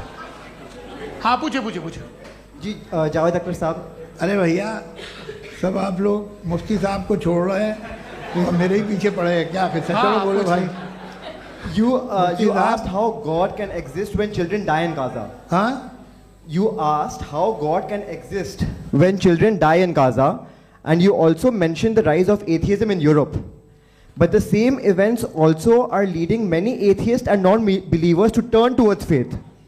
How do you interpret this contradiction, where suffering pushes some away from God, yet brings others closer to belief? आपको एक बात बताऊं, दुनिया परफेक्ट तो कहीं भी नहीं है, हर जगह कुछ खामियां हैं। बेटा एक मिनट, मैं आप ही को कहेंगे, देखो वो तो कुछ खामियां, कमज़ोरियां, खराबियां सब जगह है।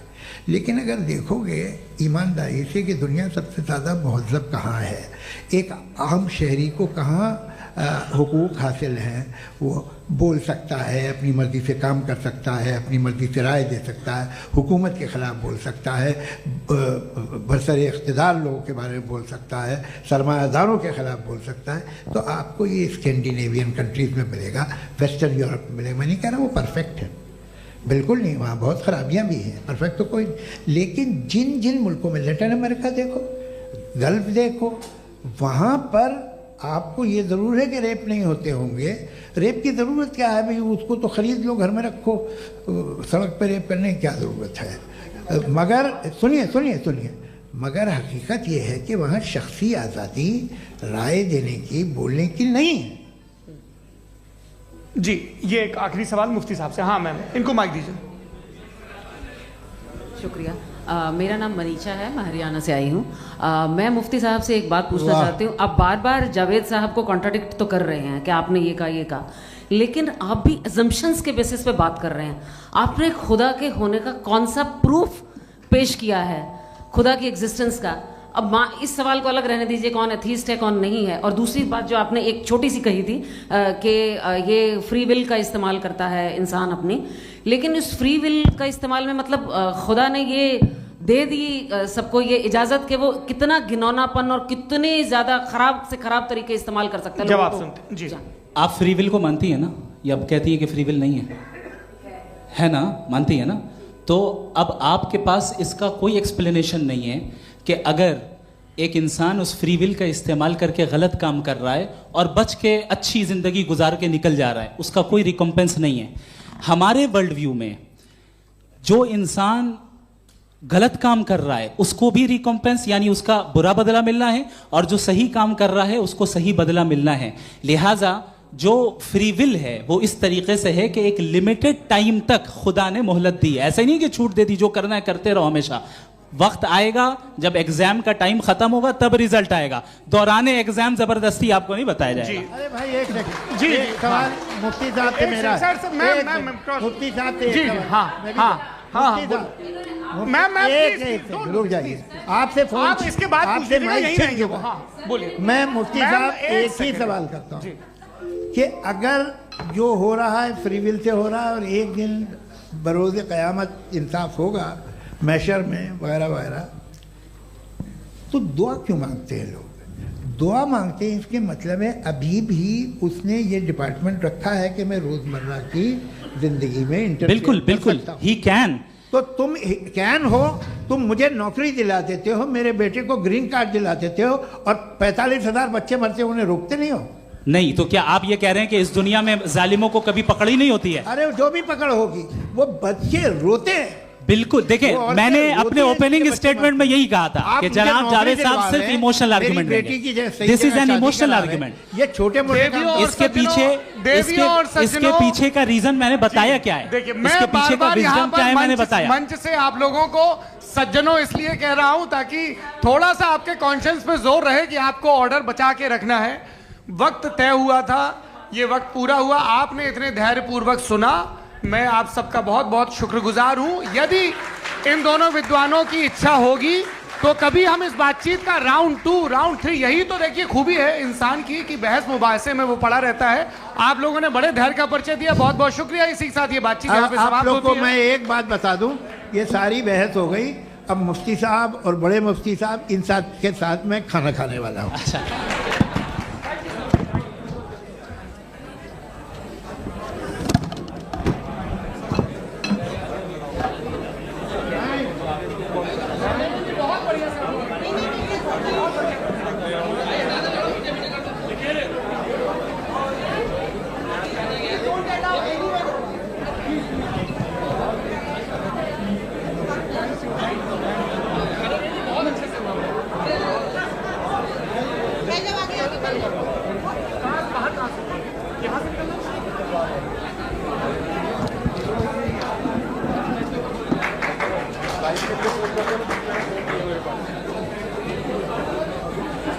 आप